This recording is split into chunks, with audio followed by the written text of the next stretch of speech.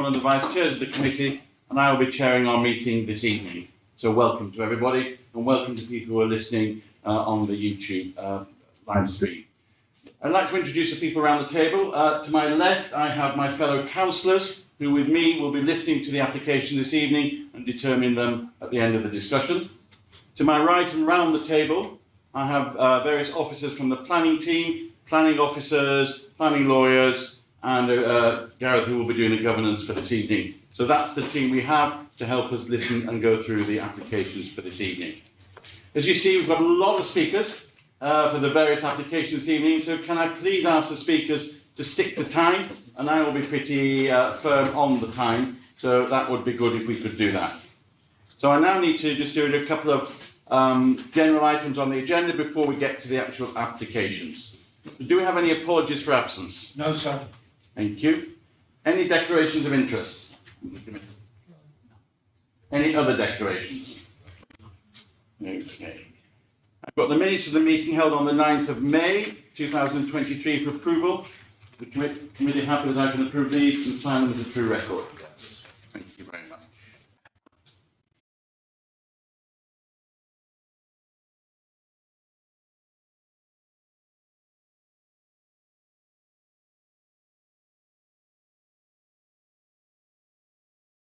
Thank you.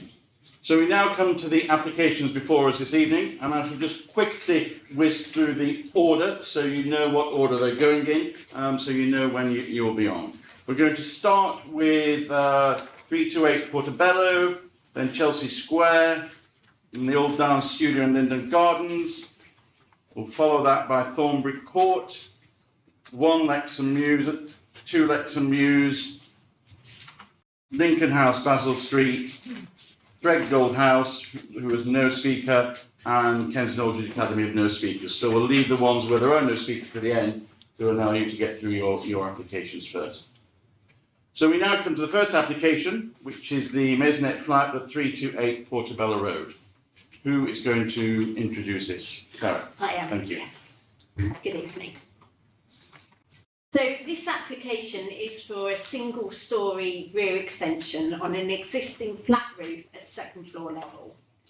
This is the location plan, which shows that the property is located on the eastern side of Portobello Road. It has a retail unit at ground floor level with a residential flat above, and it's within a group of similar properties. This aerial photograph shows the property indicated by the yellow arrow.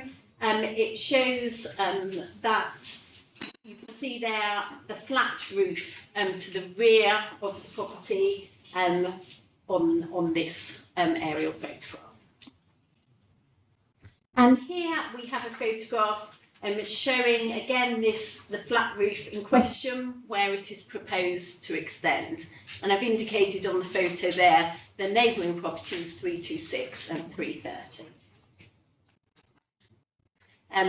This again shows the flat roof in question. You'll note that there is a chimney there which is proposed to remove. And you'll also notice that you can see on the right-hand side of the photograph the light well of the neighbouring property, number 330. So planning permission is sought for an extension on this flat roof, and this is looking the other way. The light well you can see there is the light well of the application property. The proposed extension is here. It will be set in from the boundary of the site by 720mm here. And it would be constructed in brick. This is the section through, which showing the height of the proposed extension, just outlining it there with my cursor. And in terms of depth, the second floor plan shows the outline footprint of the proposed extension here. And again, you can see the set-in from the boundary. There are other extensions at this level within the group of properties. This is a photograph looking east towards nearby extensions. And then this is a photograph taken from the Mews looking up. This is our property where the arrow is. And again, you can see the varying heights that the terrace as a whole has been substantially extended. This is a photograph which was provided by one of the neighbouring properties, one of the occupiers of the neighbouring property, 330.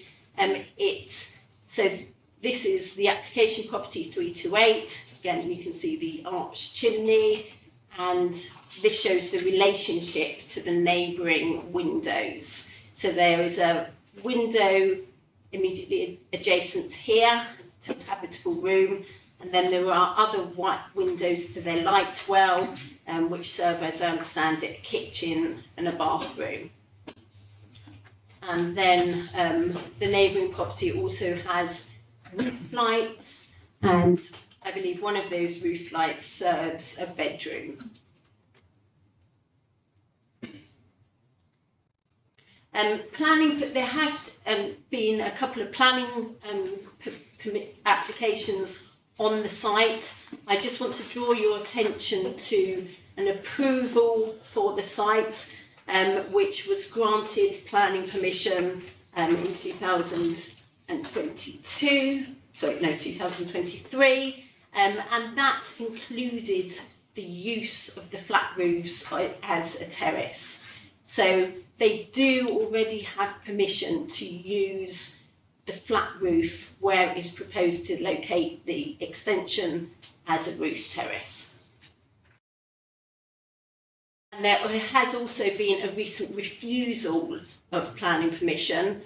This proposal was for a similar extension, but it extended all the way up to the boundary, and that application was refused for reasons of loss of light and increased sense of enclosure to the neighbouring property. And there ends my presentation. Thank you very much indeed. And we have some speakers listed for this. I'm not quite sure whether they are here. Tony, Nagal, Nikita, Francesca, Nikita, anybody here from that?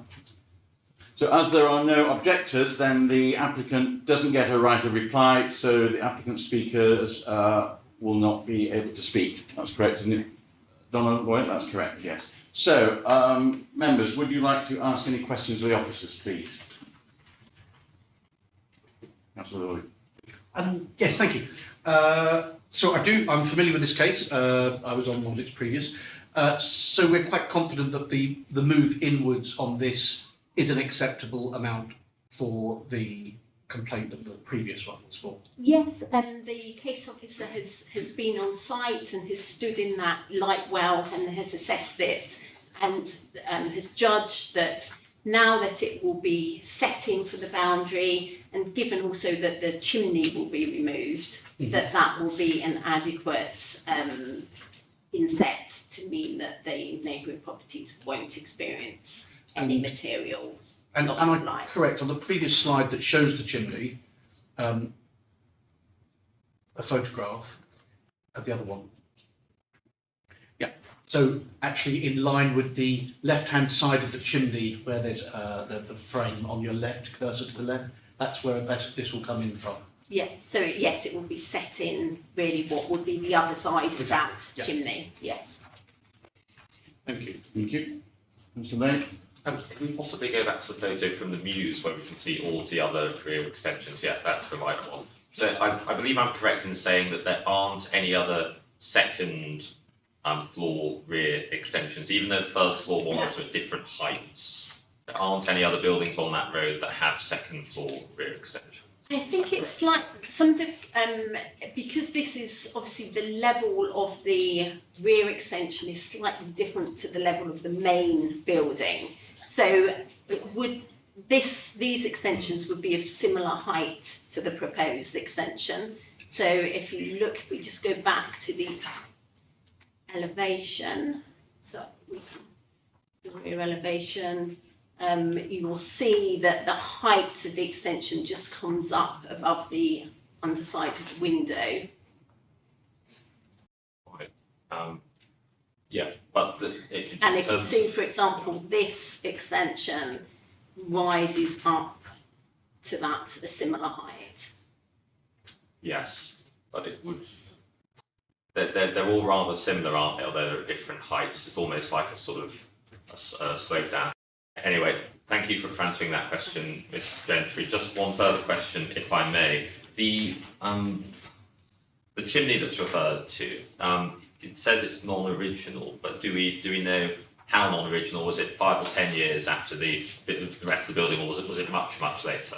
We don't know the date of it. I should also just point out that permission has already been granted for the removal of the chimney in that 2022 permission, and that did include the removal of the chimney. Thank you very much. Thank you. Any other questions? Just one question, if I can. Can you confirm, because I think I was also on the same committee when we looked at the previous application, that the extension won't actually cause. So I'm reading the letter from the objector that there's been no assessment of light levels into neighbouring properties. Is that actually the case? They You said haven't. the case officer went and Yeah, measured so the site. the case officer made an assessment on site. There hasn't been a formal daylight and sunlight assessment submitted. Obviously, with some applications that is necessary, but we're satisfied that given the size and scale of this application, that it's possible to make a judgment on site. Could you just go back? So there's mention in the updates about new terraces. There's no new terrace, is there? It's the area that already is a terrace. Some of it will remain a terrace, but there's no new terrace. So permission has already been granted for the use of this flat roof as a terrace by the previous application. And obviously the applicant would be able to implement both permissions, and they can be implemented independently, and that they could be implemented together, which would mean that it could be accessed from the new extension. Okay, thank you. Any more questions? And then we need to now make a decision. Any comments you'd like to make before we go to decision? Okay, so it is recommended that the committee grant planning permission with conditions listed in section 8 of this report. For those in favour of that recommendation, please raise their hands. That is carried. Thank you, that application is granted. We now move on to Chelsea Square.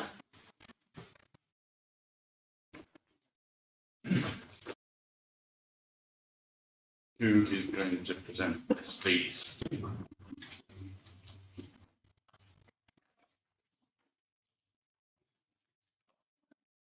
Good evening, Chairman. Good evening, members.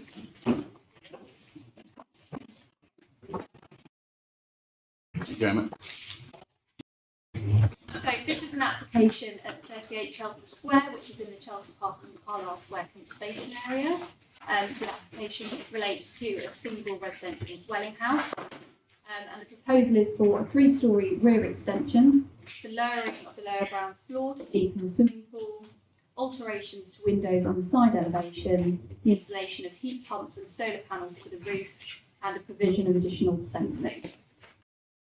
So this is the site location plan here. You can see number 38 outlined in red, and to the west you'll see number 36 Chelsea Square, which is also a detached dwelling house. And then if you look to the east of that, you'll see 19 Carlisle Square, which is orientated such that the front of 19 Carlisle Square semi-relates and adjoins to the rear garden of the proposed property. So these are some aerial views. So you'll see the first property highlighted in red is number 36, Chelsea Square. Then you have the application site, number 38, in the middle photo. And then in the last photo, you'll see the side elevation of 19 Carlisle Square, and you'll see its relationship with the host building's garden. So these are some photos of the host building, which is a 1990s building in the conservation area, and it has rendered to the front and rear and brick side elevations. So the first photo that you'll see is of the rear of the host property, and then the second photo is the rear elevation of the neighbouring property, number 36. These are photos of the front elevation of number 19, and you can see in the background there the rear elevations of number 38 and number 36. This is the context plan for the proposal, so you'll see the associated relationships with number 36 and number 19, which are the primary neighbours to the application site. So this is the existing and the proposed basement floor, and you'll note that the lowering of the ground floor relates to the deepening of the swimming pool on the application site. These are the existing and proposed lower ground floor plans. And then these are the existing ground floor and the proposed ground floor, and you'll see on the proposed the extent of the rear three-storey extension, which does protrude slightly further than the first floor, which you'll see here. You can see the green on that proposed floor plan there, representing the extent with that lower ground floor extension, the ground floor extension. And then the second floor plan illustrating the end of that three-storey extension. This is the proposed roof plan, so you'll see the extent of solar panels and the plant to be installed on the roof. And then this is the proposed west elevation, so you'll see the alterations to the window there. I would draw members' attention to the diagram there, which is pointing out that where the windows are 1.7 metres from finished floor level, they would be obscure glazed. And then this is a section of the site demonstrating, you'll see the depth of the proposed lowering of the swimming pool and the extension, which is to mirror the proportions and the form of that existing rear elevation.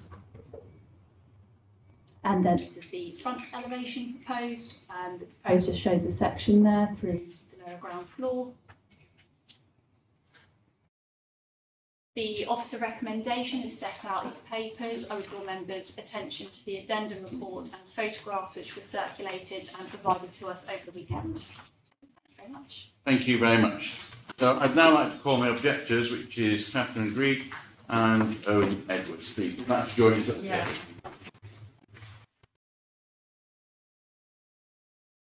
And you have a few minutes. Brilliant. I can do it, yeah. Shall I begin?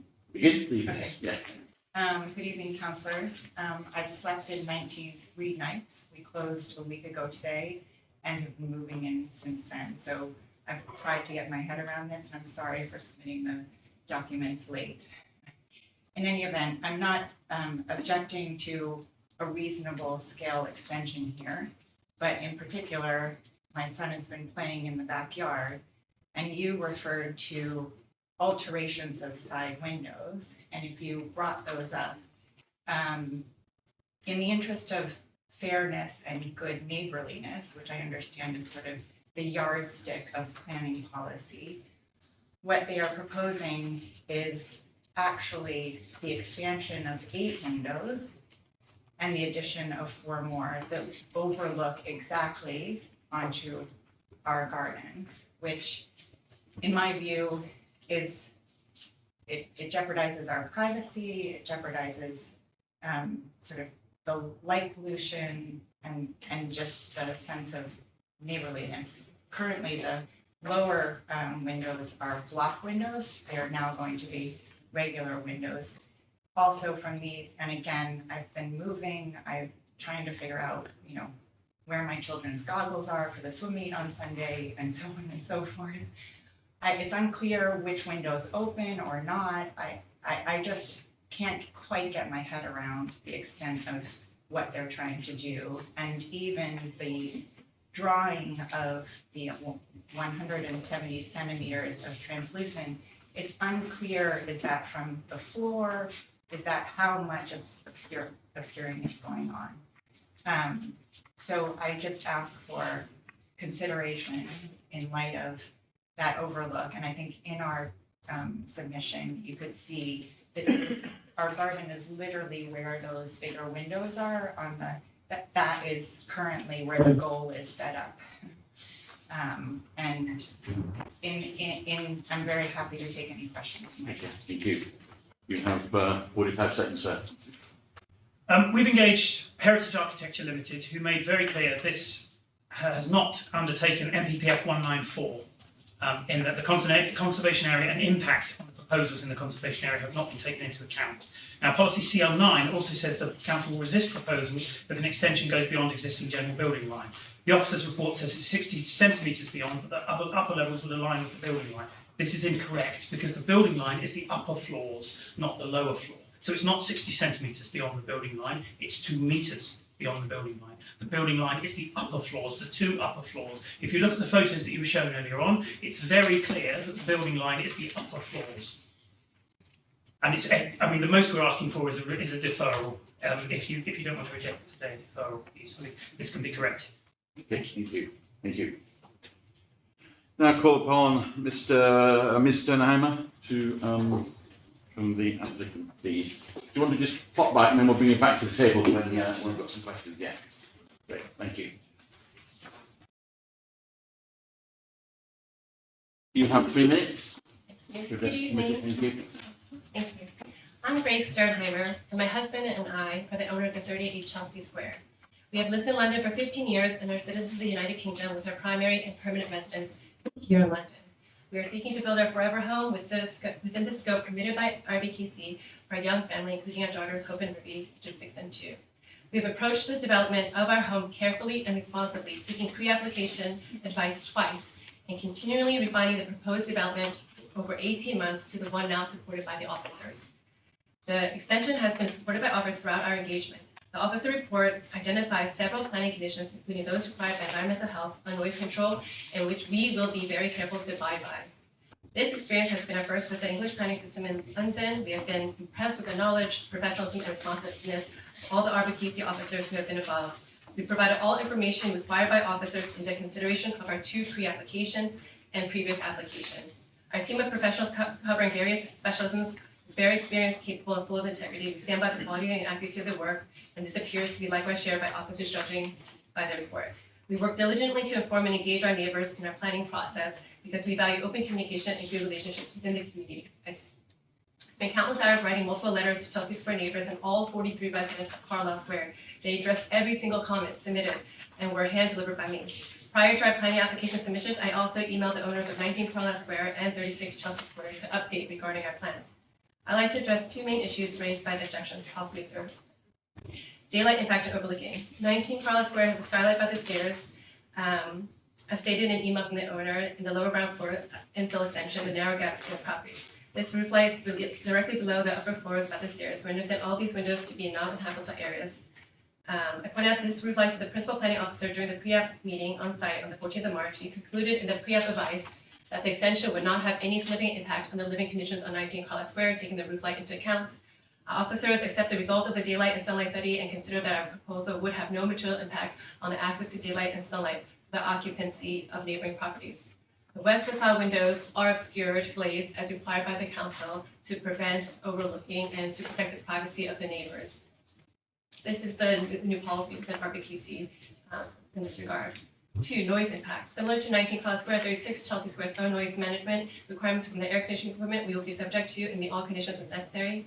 For your reassurance, we ask that the noise and light experts assess the issues raised by objections from 38 Chelsea Square and 19 Carlisle Square. They conclude that there was no impediment to the grant of planning permission and nothing presented conflicts with what is reported in the office report. We thank the committee and your officers for your time and consideration and ask you to please get us planning permission so that we can finally create a home.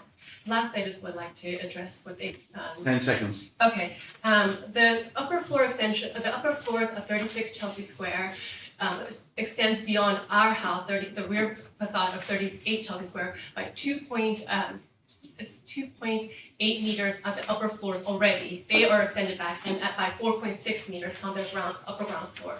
What we are proposing is only 1.8 meters, a meter shorter than they already extend past our house, and only 60 centimeters, while they extend 4.6 meters on the ground floor past the upper ground floor. So although they make it seem like it is excessive, it's really Okay, reasonable. thank you. Thank you very much. Would you like to come back to the table now and then the council can ask any questions? Any questions? Can you please make sure you indicate who you want to answer the question, please? Who would like to ask any questions? That's a question for the objector. So we heard from the applicant that the westernly facing windows are going to be obscured glazed. Does that, to some extent, assure you that you're not going to be overlooked? And if not, why isn't that good enough? So there are two issues. First, I'm not sure if they're fixed or not, so that just clarity on that would be very helpful. Secondly, the extent to the light pollution is also a concern, just in terms of, we're in the lightest days of the year, but you all know, beginning in October to about February, it will meaningfully change the experience of what it would be like to have somebody out there in a way that feels overlooked. And furthermore, there's an issue around spread of fire, which I know is not part of the planning application, and I didn't have enough time to get my head around it, but there is a bit of a concern that given you can touch the wall out of one of our windows, there is a concern about spread of fire. Thank you. I have a question to the objector as well. So the applicant pointed out that 38 Chelsea Square is already set back and 36 Chelsea Square extends past 38 at the moment. Oh, sorry, at the moment. So I suppose my question is how, if this proposal were to go ahead, to what extent would that extension impact 36 Chelsea Square in terms of light pollution or just a sense of enclosure, given that it's along the setback? Like that. Okay. That's an indicative drawing of how it would impact No, excuse me.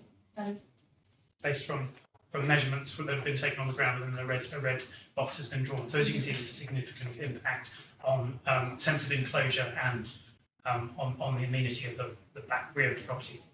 Can I also point out that this look is not available in any of your documents, right? And this is the first time that I'm seeing the impact on my windows. No, this is an optical illusion, I'm sorry. Obviously, Can we just let I'm the sorry. finish first? Sorry, you finish. No, my point is they didn't include a look either way to show if there is a correct version.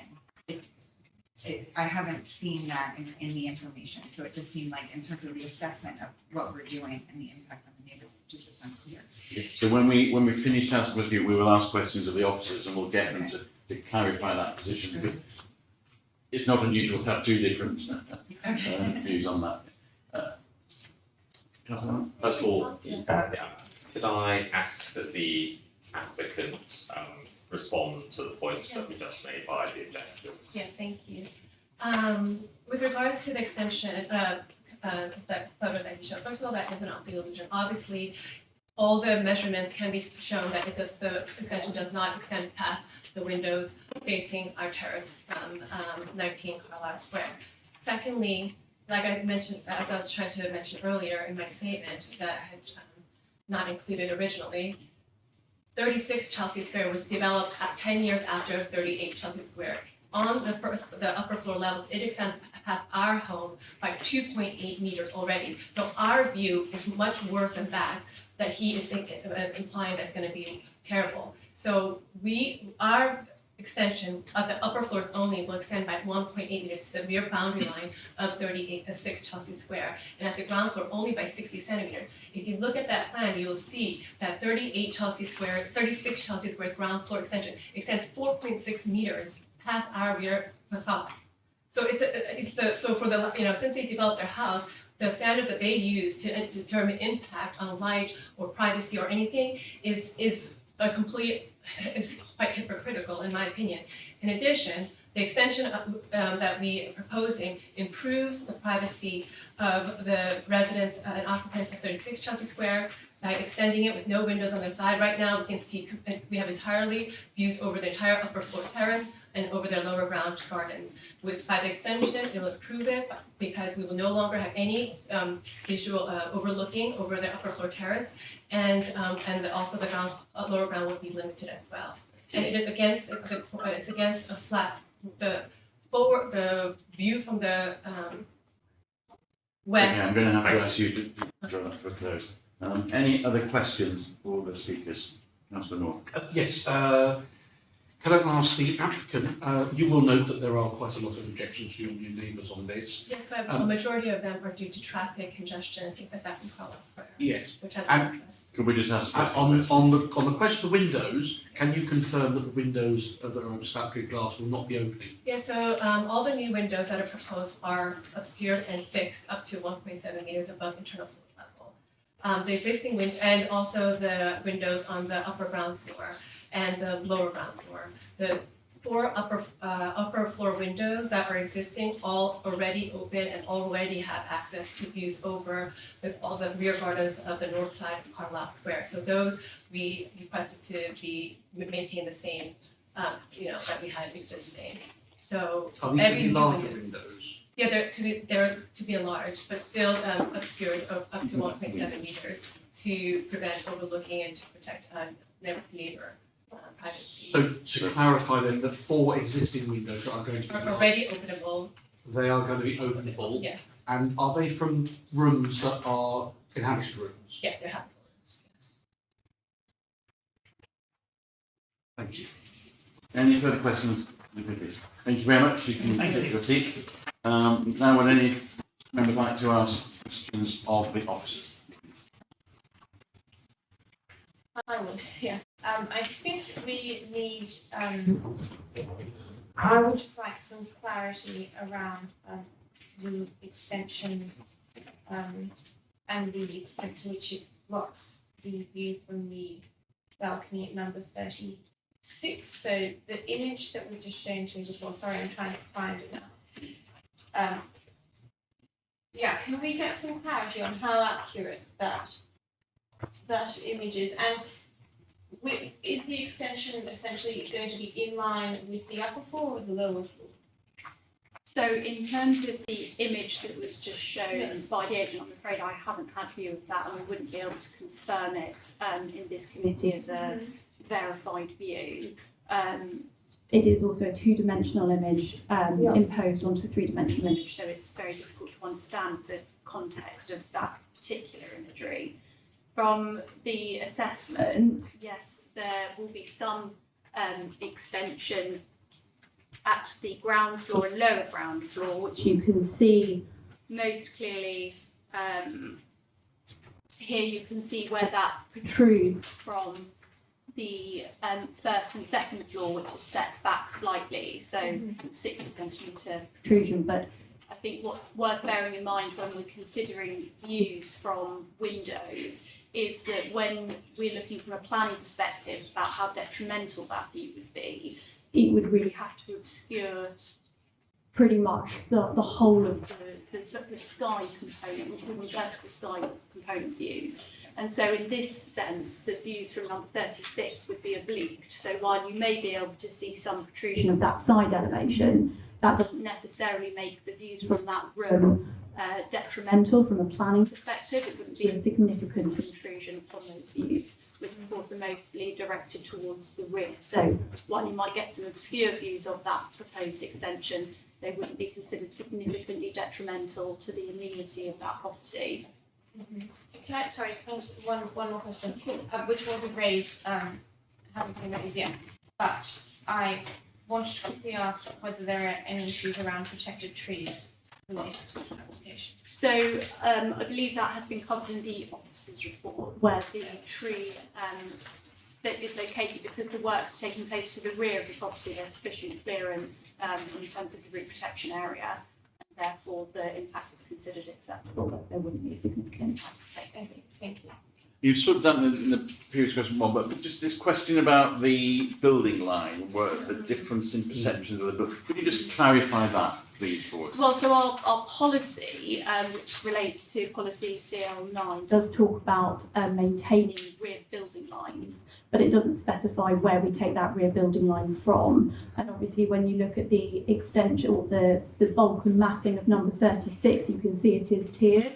So there is a fairly wide protrusion from number 36, and so in this instance, the building line wouldn't be considered to be significantly altered.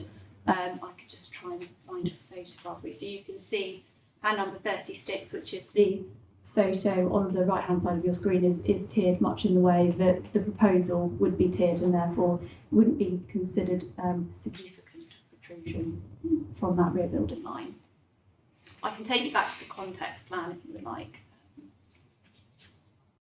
So this is the context plan of the extension. So you'll see number 36 there, and then the proposal aligned beside it, and then 19 Carlisle Square, right hand side. Could we just clarify again the windows, back to windows, because this seems to be quite a bone of concern. It is quite a considerable increase in the number of windows and the size of windows. Can you just convince us that that is okay, and it's not going to increase too much? And this whole idea of perception of enclosure, there's one thing about enclosure, there's a perception that looks as though it's really going to increase that. They certainly increase in the scale of the openings and the number of the openings. On that drawing, you can see on the proposal there's a black line being indicated from the window down into the sort of the midlines of that elevation. So effectively what that's illustrating is that the windows would be obscure glazed 1.7 metres from the finished floor level. So under permitted development, where you can introduce windows on side elevations, the windows must be obscure glazed and fixed shut if they are within 1.7 metres from that finished floor level. So that's sort of enshrined in policy. So that's meant to restrict views. Members could, if they so wished, impose conditions which would seek a restrictive opening on other parts of the window, should they wish. It's also sort of members can make a decision about whether the perceived sense of overlooking is greater than the existing, and that is something that they can consider as part of their deliberations. But at the moment, the illustration is showing obscure glazing up from 1.7 metres above finished floor level. If I may, Ms. Gore, just to go back to the questions on the building line, we heard some difference between the applicant and the objector and where they believe the building line should be measured from, whether it's the bottom floor or the top of the building, and the difference is 0.6 metres versus 2 metres. What is your authority for saying that it should be measured from the bottom and should be 0.6 rather than measured from the top? I suppose because that is the ultimate end of the building line. So where we're looking to maintain the extent of rear building lines, the purpose of that policy is to keep sort of the rhythm and the visual perception of built form proportionate. Say along the terrace is probably where that's most applicable. You want to see uniform design and bulk and massing appearing along the rear elevation. So in this instance, we have two properties which you're making an assessment again rather than a row of terraces, and that rear building line ultimately is at the rear terminus of the property. It's not specifically designated within policy CL9 where you take that rear building line from, but ultimately that is the terminus of number 36. And so members would have to make their assessment and their consideration about what the visual impact would be when you're looking at those two rear elevations against one another. And would the proposal significantly exceed that rear building line? And I think in this instance, the consideration would be that it's not significantly increasing that sense of bulk or massing or protrusion in comparison with the open door. Do you have a picture that would help us perhaps see that? I think if we just go back here where you can see sort of the rear of number 36, or even indeed if we go back to the aerial shots. So probably the best to see this on is if you look at the last photo there, you can see the side elevation at number 19 Carlisle, then you can see number 38 in the middle, and then you can see the extent of number 36 beside it. So that gives you a fairly good idea of the protrusions on all of those properties. Thank you. Any other questions? So I noticed 3 properties notified. We've got 10 objections before us here, and quite a lot. You would expect that there would be a lot of impact on the community for the construction plan part of it, as well as the impact on the direct neighbours. I noticed it was also called in by the local ward councillor. So it's caused a lot of concern this locally with the people. Does this? I noticed also conservation area. Does it add to the conservation area in planning policy? So planning policy requires the preservation of a conservation area and then where possible enhancement. In this instance, the proposal is considered to preserve. So if you were looking at street level, say from Carlisle Square, both 38 and 36 have quite a setback from that public street because you can see it ends in a cul-de-sac arrangement. And then from the other side, obviously, the main views that you're getting are really with the front elevations, and the views of the rear are much more limited. The proposal is also mirroring the existing bulk and forming massing of that property by following the pitch gable line. So it's really reflecting the design that already exists and already sets a precedent in that area. So we would consider it meets the test of preserving the character, which is the policy test. Okay, thank you. Thank you. Okay, we now need to move to make a decision. Would anybody like to make any comment before we move to the decision? I reading through this, I have concerns on it. It is a huge development for an already large property to be made larger, and it is going to have significant impact on neighbours in both squares. And I can understand this disruption to neighbours for the benefit of one property against the detriment of others. So I have concerns over this. Now, whether they can be rectified with some conditions, that I'm open-minded to. For example, windows. What else would be condition those windows if we were to do it? Members would have the option, as Emma mentioned, to obscure glaze and fix all windows. Because they are, whilst you need to give weight to the fact the existing windows, some of them can open and close, these are new. These are new openings that are being made larger.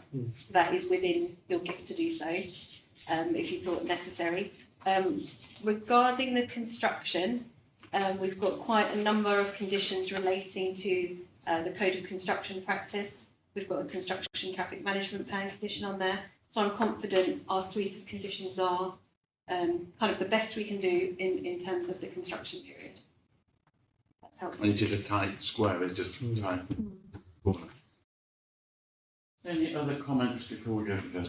I think I would echo some of the concerns raised by Councillor North. It's for conservation area, it's a very substantive change to an already large family property.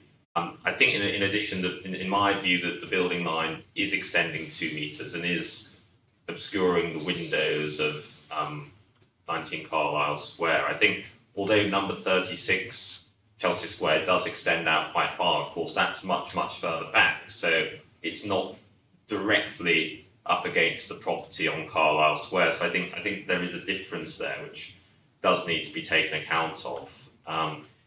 In relation to conditions, I mean, I think it's such a substantial development in my view that it would probably be very difficult to condition it to a degree whereby I'd be comfortable approving it. Yeah, that's my view anyway. Okay. Well, I have similar views to those that Councillor Lane just expressed, particularly around the extension in the rear, and I mean, it's unfortunate, and in principle, I don't have any sort of strong objection to the rest of the proposal, but I do think that it sort of extends to an extent that would actually significantly impact the upper floors of the neighbouring property. Okay, so the recommending now need to go to a vote then. Thank you for those comments. It is recommended that the committee grant planning permission with the conditions listed in section 9 of this report, and it is recommended that the committee authorise the Director of Planning and Place to grant planning permission on the satisfactory completion of an undertaking or agreement to secure the matter in section 7 of this report and with the conditions listed in section 9 of this report. Those in favour of that recommendation, raise their hands. Those against that recommendation, please raise their hands. That is refused. And in terms of reasons, Chairman, just listening to your deliberations then, I think the concerns you've raised mainly relate to the impact on number 19 in terms of the perception of overlooking, Yes. and the impact on the rear garden in terms of the bulk. So I would say sense of enclosure to that rear garden. They seem to be the main concerns. There was discussion by some members about the impact on number 36, which Emma explained we wouldn't necessarily think of as such a concern because of the rear building line, but you may just want to have a quick discussion and then vote on whether you want to refuse it just on that first reason we discussed, which I think was clear from everything we said, and then whether there's a second, you can Well, decide. you sort of gave 2 in the first one. Yeah, sorry. So number 19, the impact on number Yes, 19, yeah. perception of overlooking, bulk and sense of enclosure, that can be one reason for refusal. Yes. Yeah. And I think members need to discuss whether you are considering the impact on number 36 to be unacceptable. And when you've come to that conclusion, have a vote on whatever recommendation you. You vote on both of them separately, can we? I think you need to do a single vote, but maybe discussions would open up whether you wanted to include Okay.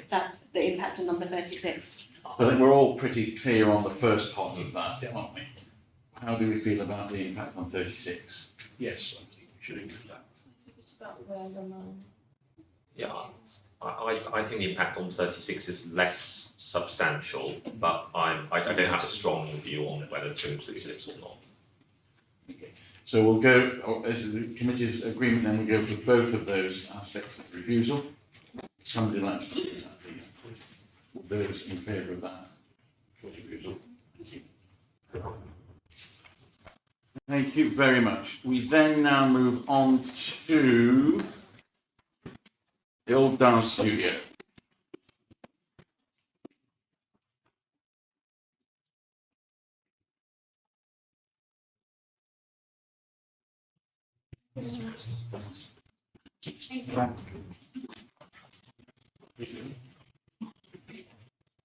Papers in order for that, please. Who is going to? So who's going to lead on that, please? Okay. Will we just make sure the committee's got all their papers? Okay. Yes, please. Thank you, members. So, just draw your attention to the addendum papers that have been submitted and provided to members this evening. So, this application seeks consent for internal alterations to Grade 2 listed building, infill extension at first floor to the southern part of the building, facing an internal courtyard, the roof extension to the northern part of the building, the lowering of the playroom area by 450mm, the provision of roof lights, water tank, new windows, doors and alterations within the courtyard. I would draw members' attention that a similar application was approved in 2019 that has lapsed, but it's still a material consideration as it was viewed against the existing policies that we hold in the local plan. So this is the site location. You can see the building highlighted in red there. 42 is part of a Grade 2 listed building, which is, you can see, joined as part of a somewhat complicated complex. These are some aerial shots of number 42 at Linden, and you can see Pembridge Square on the left-hand side of your screen here. Those rear gardens face onto the northern side elevation of 4D. Might just see if I can point it out to you here. So Pembridge Square lies here, and here's the side elevation of 42D. So these are some photographs of the front entrance to 42D, and you can see Pembridge in the background there.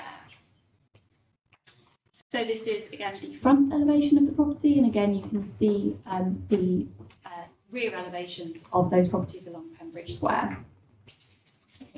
These are some shots. So in this first shot, they infill extension to the southern part of the building would be situated above this glazed area here, which would also come out to complete the line of the building there.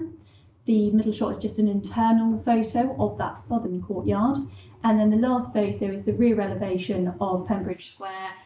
You can see a roof lantern there, and this is sort of where the roof extension to the northern side of the building would sit. This is a photo provided by neighbours, and this is from the view from Pembridge Square onto the application site. These are the existing and proposed ground floor plans. So you can see just down here, this is the playroom area where there'd be some lowering to the ground floor. And then this is a comparison between the existing and the proposed first floor plan. So just draw members' attention, that's that roof light or lantern that we saw in the first photo. And then this is the roof extension that would replace it. And then you'll see down here, this is the southern infill extension, which would take place just here, facing onto that internal courtyard. And this is the existing and proposed roof plan. Here you can see the proposed roof lights in comparison with the existing. These are the southern elevation of the property, both existing and proposed. And then these are the existing and northern photos. So again, you can just see that northern infill extension. This is the west elevation, so the front of the property. And then these are some proposed sections of the building. You can see here part of the extension in comparison here, and that's that roof lantern. Again, some further proposed sections of the building.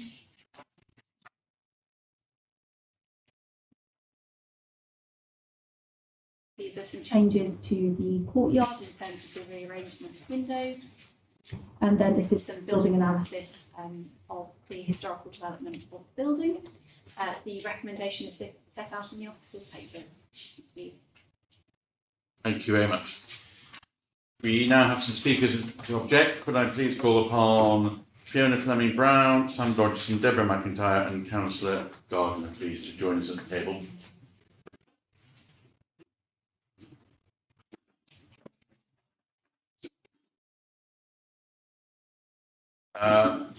Fiona, Sam and Deborah, you have 3 minutes together. Councillor Gardner has 2 minutes. I'm going to take the three of you first, and then take Councillor Gardner second. Okay. Who's going to start? You are. Okay, so firstly, the starting point here is that historically, the original garden of 42 Linden Gardens was substantially built over. This would probably not be allowed today, but it does mean that the scale of further development in relation to the proximity of neighbouring properties is very sensitive to change. This is not mentioned in the officer's report. Second, the April 2020 permission is repeatedly given too much weight in the report. It has now lapsed, yet the officer's report places significant weight on it and says this application is effectively a resubmission, but it's not. What the report does not do and should have done is compare what exists today and what is proposed, which are 13 new roof lights, and that's in a listed building. Third, the officer's report states that the roof lights would be subject to limited views, which is incorrect. We at 15 Pembridge Square, along with multiple other flats in 14 Pembridge Square, as well as 46, 48 and 50 Clanricarde Gardens, all overlook it and would be similarly affected. The negative visual impact by both day and night would be significant to us all. Fourth, our ground floor flat and shallow garden, which faces south, backs directly onto the building. By changing the sloping wall to a vertical one, at the same time as increasing the proposed height, would severely impact both our light and space and the perception of enclosure. Our last major concern is that the latest report gives no proposal to reduce noise levels, which have been excessively high coming from the building. Please reject the application so that it can be amended and brought back with more consideration for the neighbours. Thank you. I'm Chair of the Pembridge Association, and 42 is a listed building. I'm very concerned by the loss of original features, such as the canted window, and also the light polluting effect of 13 roof lights on neighbours in 3 separate roads in our conservation area. We urge this committee not to take the previous lapse of consent as a starting point for this current application, which builds upon it, but to look at the application from first principles and protect what remains of this already much disrupted building. We do not support the loss of the distinctive windows in the 1873 extension in favour of brickwork. This loss of historic materials is not appropriate or useful. Retention of these windows will reduce the need for roof lights, and retaining the wall nibs is poor compensation. Windows should be retained in their entirety at the superior feature. This application has far too many roof lights. We take no comfort in the specification of traditional conservation type, since at no time in history would this house have had anything like 30 roof lights. We hope, however, this committee will preserve the historic windows which add character to the house, reflecting its changing usage. I have nothing to add. Okay, thank you very much. Then you were back on 3 minutes. Councillor Gardner, you have 2 minutes for the local council. Starting point for this planning report tonight is a lack of planning permission which was never implemented. And all through the report, it unfairly starts from the premise of comparing the LAP scheme to the application, rather than as it is currently with no building rights. I also believe that the application pays scant regard to this being a listed property. And the proposal to remove the north elevation windows and infill with brick, and this is brand new to this planning application. As you can see from this slide up here, this dates back to 1878. If you look at the photos of the existing roof, which appeared earlier, there are 3 sets of these windows on this listed site. So why should we, as a planning authority, permit their removal, when English Heritage listed the buildings on this site to protect the external facades? Lines or internally obscuring the glass could work as well.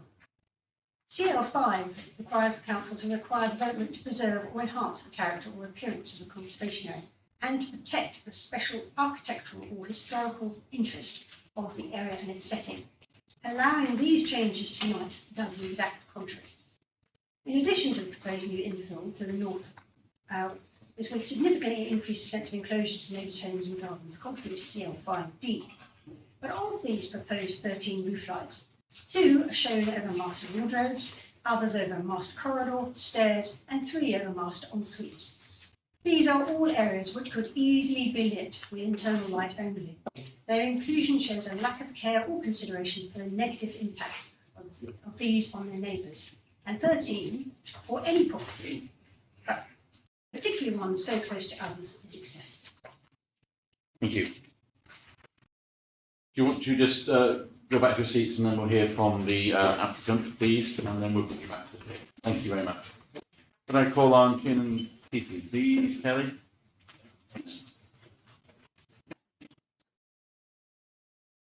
On behalf of the applicant, you have 3 minutes, sir. Okay, thank you. So I think it's important to note, I know we covered already, that the full planning permission in this building consent were granted for external and internal alterations in April 2020. This new application is a refinement of the previous consent, the proposals being for minor modifications to the approved planning drawings. We've had a number of pre-application meetings and site visits with conservation officers and planning officers across both applications. And we've taken on board this feedback to shape our proposals. It's also been developed in conjunction with Coffey Architects and our heritage team at Savills and planning team. And we have considerable experience in dealing with the sensible adaptation and enhancement of listed buildings. While the building is listed, the proposed changes occur within the series of extensions at the rear, which are considered of least value from a heritage perspective. Those are later additions and aren't from the original building of 42D. Each of the changes have been carefully conceived, and it's considered the proposals would not harm the special interests of the identified heritage assets. Indeed, the leader of the heritage team, Sarah Buckingham, was very comfortable with the proposals. This was conveyed on site and was also demonstrated in her recommendation to grant permission. In terms of amenity, the proposals have been designed to preserve the validity of neighbouring residential properties, and we note the neighbours' objections in relation to the existing light pollution, noise. For clarity, the proposed infill to the north removes the glazing that causes light pollution, so that's the sloping window and the lantern skylight, This would improve the neighbours' conditions. There will be no windows facing their properties, and most of the building mass will be concealed behind the existing vegetation. And I believe there's a photo within our design access statement, so I might be able to bring up that photo later to prove that point. In addition, the existing fan will also be removed and replaced with a modern, professionally designed and installed set of systems that will improve the situation. The applicant has also agreed with the proposed planning conditions that were conveyed to us by officers last week, and that will secure details of the facing materials and ensure neighbouring amenity is also respected. And I think in the context of the extant scheme, it is being given significant consideration because the local planning policies have not changed since the last permission was granted. So we don't see any reason why permission should not be granted this time around. I think it's just worth bearing in mind, since we'll focus on the roof lights, the increase in number of roof lights when compared to the original proposal is acknowledged. However, they will not be significant over and above what has previously been granted at the site. These roof lights would be located at the main roof level and would therefore be subject to limited views of neighbouring properties. The applicant is also happy to agree with the inclusion of condition number 4 put forward by the planning authority, which will ensure that roof lights are set flush within the plane of the roof in which they sit. The proposed new glazed doors and window to the northern and eastern side of the courtyard would replace more recent or modern elements of the building, and officers have also considered these are acceptable within their report. And we also agree with the inclusion of condition number 3 in respect of those windows and doors. In terms of the internal alterations, these include internal openings and the removal of non-original partition walls. The historic floor plan of the principal listed building at the front of the site will be untouched and unaffected. Thank you very much. Yeah. You've been your Councillor please. Yeah. And then just to point out finally, our accompanying heritage statement undertaken by Salus Heritage concludes that the proposal will cause no harm to the special interests of this building. Okay, or conservation. Thank you. Thank you very much. Okay. Do you want to join us back at the table, please?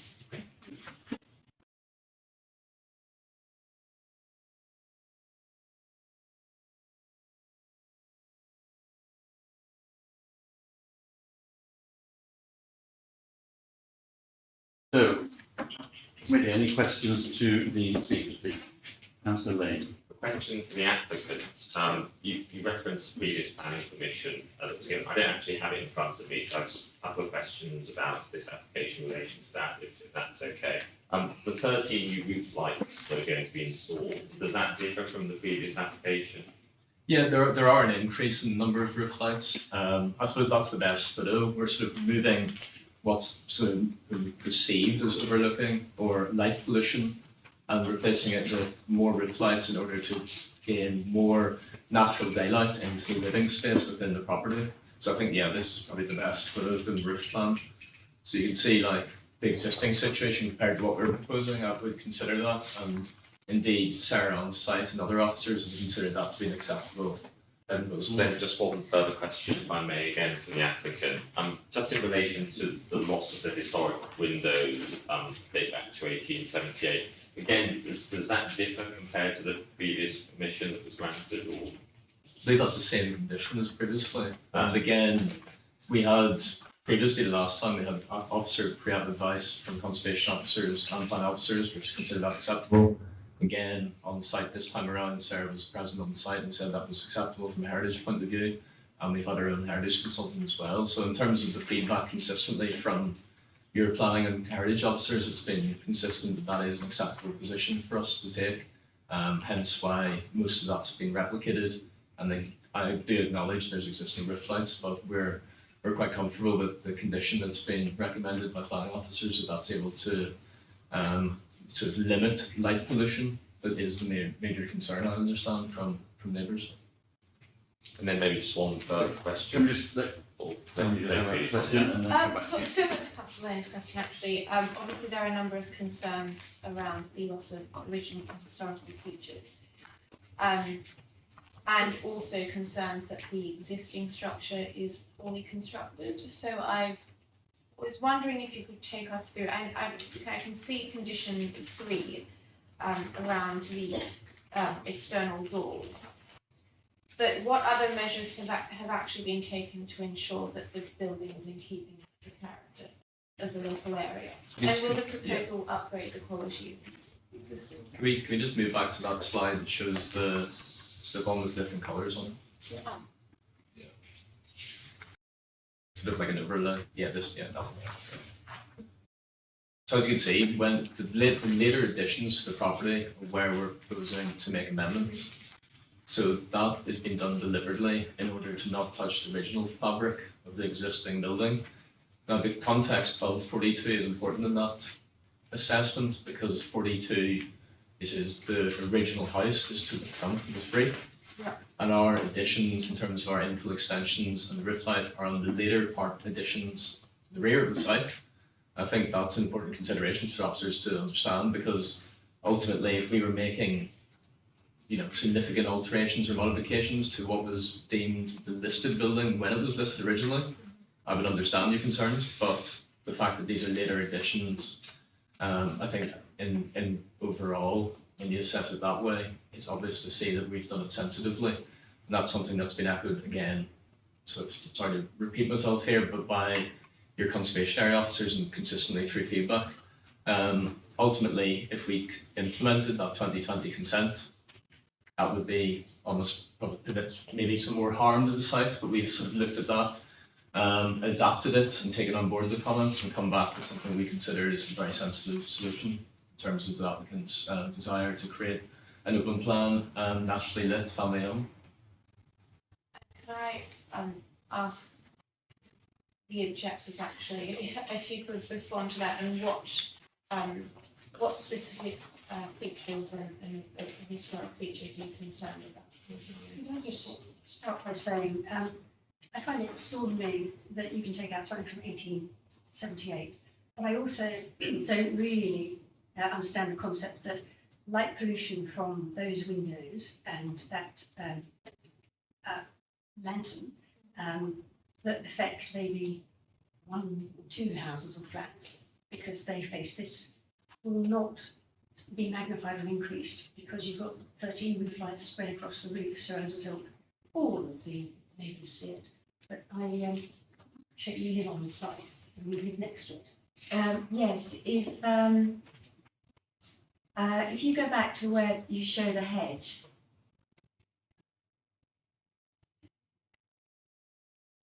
Yeah, that one. Okay, so that is the back of our garden. And our garden is quite shallow and we live on the ground and lower ground floor.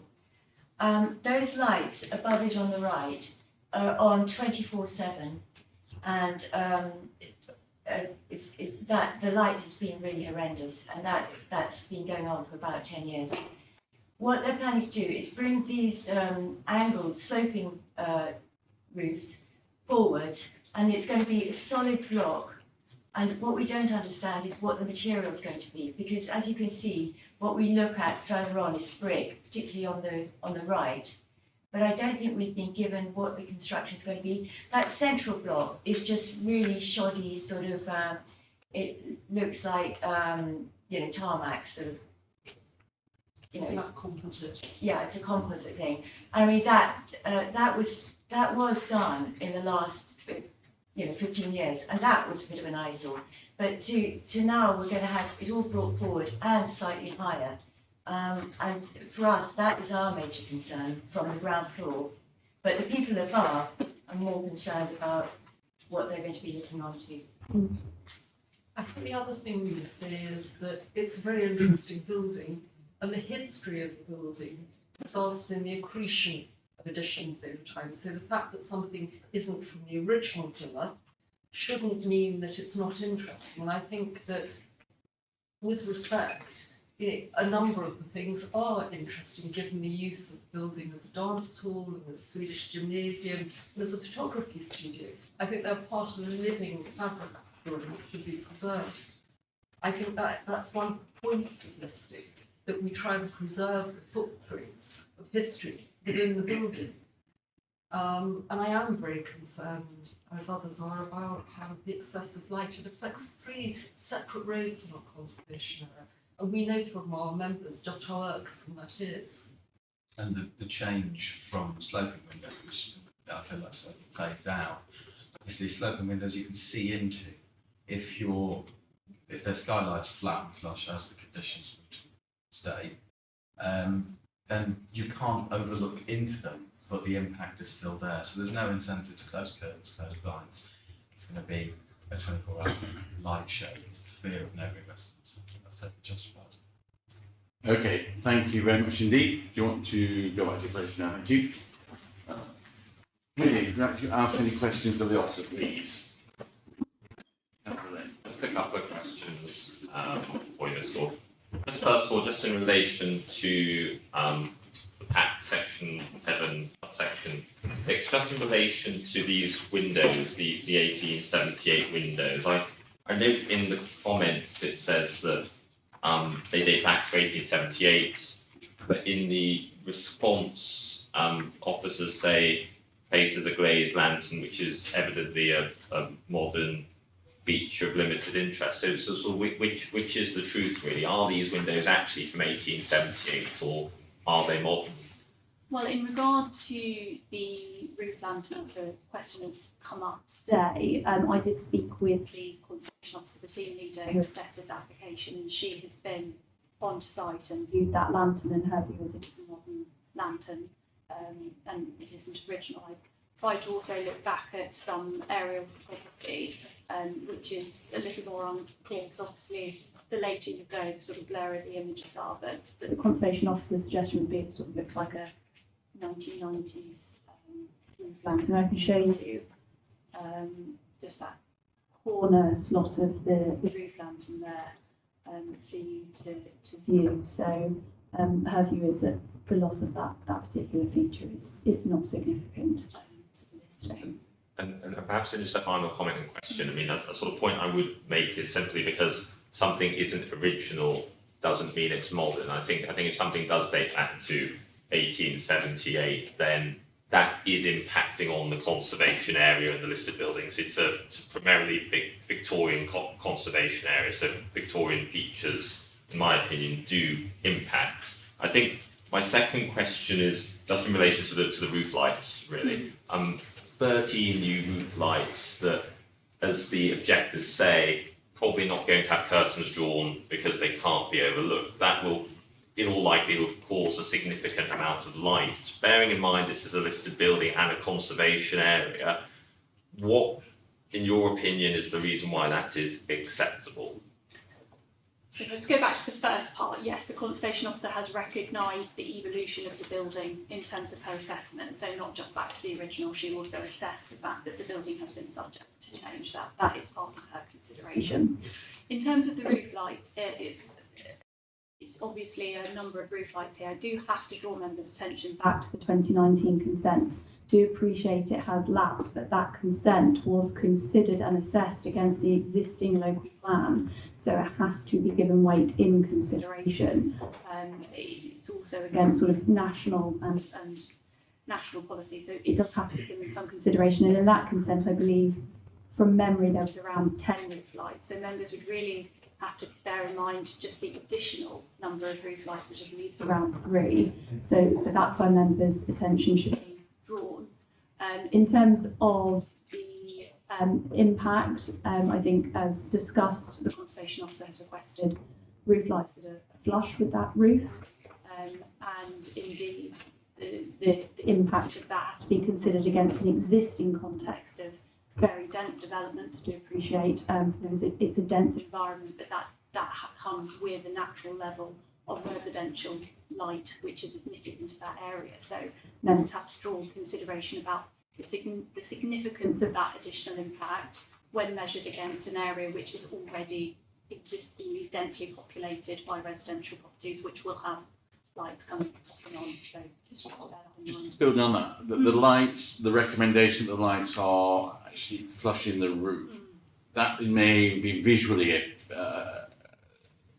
an asset, but does it affect the light? Is there less light coming out of it or more light?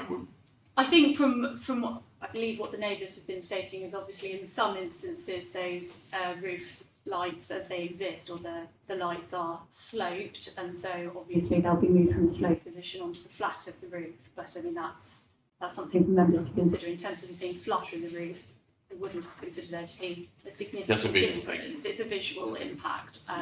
So members would have to consider the proposal. Our policy doesn't contain anything particularly significantly strong around light pollution currently, so And can you answer the question about the finish of the building coming out as to whether that will be brick or?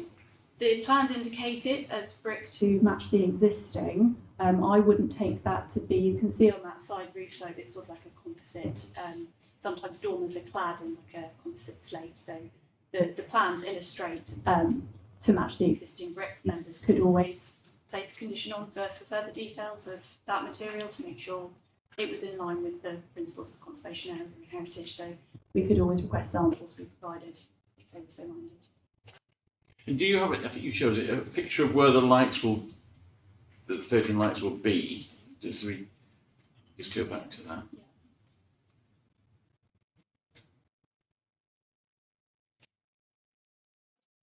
Could we just point to that at all? Well, I mean, yes, certainly. I mean, you can see here the proposed roof lights. Here, sort of where the writing is generally. Yeah. Also, this is to be large, so further roof lights along here. So where you see those sort of clear white openings is where you'll see the roof lights, and then of course the existing openings in that location. Thank you. Any other questions? Just one brief. We know that this is a grade 2 listed building, and this is alterations to the outside. We've heard from the Conservation Area Charity Society that they consider this to be detrimental. Have the officers considered this as an enhancement or a maintenance of the conservation area? So there are internal alterations as well. They have considered it to be conservation. There is a small area where there's a mezzanine, and that is being altered to create a fully formed plan, which the conservation officer did note as a benefit. Members can bear that in mind that it wasn't the overriding concern in terms of approval, but there was a note that that particular element is a benefit. Okay, thank you. Okay. So, and we now need to go to a vote. Any comments, please, from the committee before we go to a vote? If I may start, Chairman. Mm-hmm. I'm unconvinced by the officer's report, I think in two respects. First, in relation to the loss of the windows that date back to 1878. I'm cognizant of the fact that it's not an original feature of the Regency building, but 1878 is, I believe, an era which materially impacts upon the status of the listed building and upon the conservation area itself, which is primarily Victorian and Regency. I think, therefore, that must be taken into account, and I'm not comfortable with the loss of windows that date back that far, and as we've heard from residents, really enhance their enjoyment and appreciation of the conservation area. And then the second material point is in relation to the roof lights. I mean, 30 new roof lights and 3 more that were in the previous planning permission over areas like corridors and stairs, which could be lit internally and are probably likely to be lit for large periods of the day without any curtains or screening. All of that taken together is a lot of light pollution in a very residential area, which is also a conservation area, and I'm not comfortable with that. Thank you. With your permission, Chairman, I'd really like to just clarify around the planning history. So the courts won't get involved in the question of weight when it comes to a material consideration, but that is for you as the decision makers to apply. But that is subject to a test of reasonableness. And you must give weight to the fact that that decision was under the same local plan that was allowed in 2019, and the context hasn't changed materially. So for you to come to a different conclusion under the same plan, with the same site circumstances, despite Councillor Nazay's concerns about the history, so your concerns can be there. So as an officer, I would think I have concerns about this, but you must give weight to that as a material consideration, and for us that is substantial. So I thought that would help on the first point, but I'll let you continue discussing the second and so forth. Okay, thank you. Okay. I would echo Councillor Lane's comments, and I respect what the officers just pointed out with the previous, but I have the same concerns over this one. Okay, so then we go to a vote. And the recommendation for the first part is recommend Committee grants planning permission with the conditions listed in section 8 of this report. Those in favour of that, please. Those against it? And can we now discuss what you want to go down as a reason against? To assist you, Chairman, officers understand and have heard the discussion regarding the roof lights, the number, and that's for us the material change to the 2019 permission. But it's for you to attach the weight and come to your own conclusions. So, committee, for me, it's the additional roof lights on what are already a lot of roof lights. So it's the 3 additional roof lights that will be my major concern. Would you like to add to that? I think that would also be my major concern. I'm conscious of what Ms. Ray has said about previous planning application, and I do of course give that weight, but I think 3 additional roof lights on top of the existing 10 is a material increase, and I think it justifies. Okay, can someone then propose that, please? Can I just clarify, that's the impact on the conservation area and the listed building, that's clear. The amenity issue, so you've talked about light pollution, would you like that to be included as well? That's for members again to... Yes. I would. So that the increase would come with the 3 additional... Yes. Yes, so it's the number, the size and the resultant light impact and how that affects the conservation area, listed building and the amenities of neighbours. Yes. Excellent. So that's what you're voting on. Okay, so we also, because it's here, we have to vote on the second part of this, which is recommending that the committee grant listed building consent with the condition listed in section 54. Those in favour of that? Those against? So that also is refused. Lovely. And if you just vote on both, the reason we discussed that you can delegate to officers to finalise what I summarised. So just a vote, a show of hands that you're refusing on that reason. Agreed? Agreed. Excellent. Thank you And for very Mr. Building Consent, sorry to be a and stickler. the listed building consent, yes, we need to show of hands, please. Thank you. Thank you. So that is refused. We now go on to Thornbury Court, please.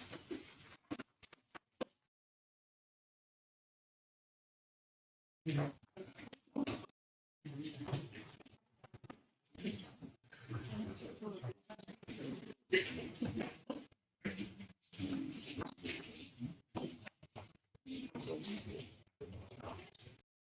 get our papers together for that before we second one on the main pack.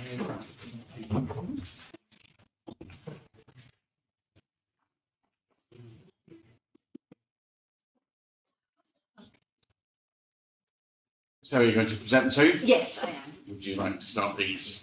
This application is for telecommunications equipment to be installed at roof level on Thornbury Court. And the equipment is required to allow the operator, Telefonica, to provide new 5G services and to upgrade their existing 4G services. The building is located on the corner of Chepstow Villas and Denver Road, within the Pembridge Conservation Area, as you can see on the site location plan here. This is an aerial view of the building. It is an attractive red brick 6-storey property. It is one of the tallest buildings within the immediate area. It contains 45 flats. You will note from the aerial photograph that this building, particularly the existing roof of the building, and you will see the corner tower of the property here, and the existing motor roof room here, and there's a terrace there. I'll also ask you just to note the roof form and the pitched roof along Denver Road. This is a similar aerial photograph, obviously looking from the south towards Denver Road elevation. Again, you will note the lift motor room here, and the pitched roof on the Denver Road elevation. Moving on to the proposals, permission is sought, as I say, for the telecommunication equipment. This comprises 3 sets of antennae, which I have highlighted by the red circles on the proposed roof plan here. 2 would be on the lift motor room, which we just saw in the photographs, and then there would also be, there would also be 2 dishes as well, 0.6 metres and 0.3 metres on that lift motor room. The second set of antennae would be on the Chepstow Row frontage here, located on a freestanding frame. And then the third set of antennae would be towards the rear of the building here, again on a freestanding frame. There would also be associated equipment on the roof, namely, which would include handrails, which have been indicated by the yellow on the proposed plan. This shows the elevation of the building from Chepstow Villas. Again, the location circled in red. So these are those antennae located on the lift motor room. These are the ones towards the front of the building. And then moving on to the Denver Road elevation. Again, this is looking at those taller antennae located on the lift motor room. And this is the third set of antennae, which, if you recall the plan, are pushed further back towards the rear of the building. And then finally, this is the elevation from the rear of the property, which shows that third set of antennae towards the rear of the building. I'll show you some photographs of the property. So this obviously is the Chepstow Villas elevation. So there would be some antennae just located here. And the lift motor room, of course, is hidden by the tower. And then the third set, obviously from this viewpoint, wouldn't be visible because they're located towards the rear of the building. Again, this is the Denver Road elevation. This shows that from street, when you're close to the building, because of the height of the building, in fact, it's hard to see the roof level, that you really just see the top of those dormers, and so you don't see the lift motor room from this particular view. And then this is the Chepstow Villas location, and so as I say, that there would be one set of antennae which you would see from here, just coming up above on the roof here. Finally, there would also be a ground floor cabinet proposed. That is proposed to be within the grounds of the building, as you can see in yellow on this plan. And then this is the elevation, just showing that it would be set within the existing grounds, as I say, behind the railings. And there is, as you can see, some vegetation there which would help to conceal that.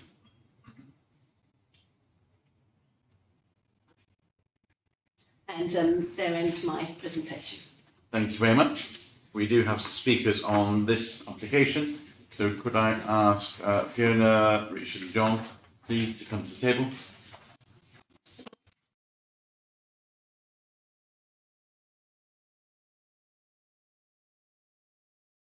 And you have 3 minutes.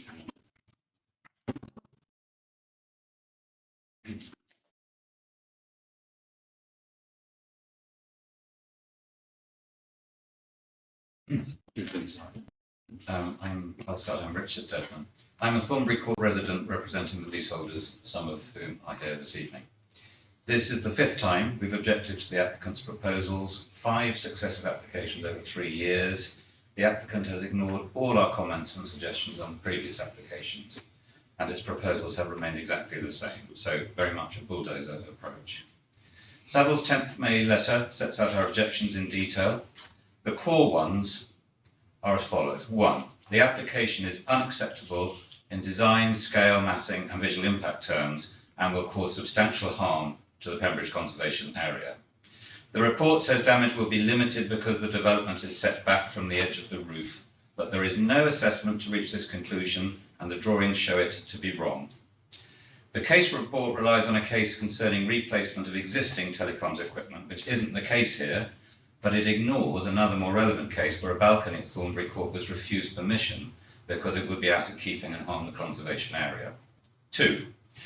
That the planning committee should not be asked to decide this without the applicant having provided proper information in the form of a heritage statement, as is required by the National Policy Framework, paragraph 194, I believe, amongst others.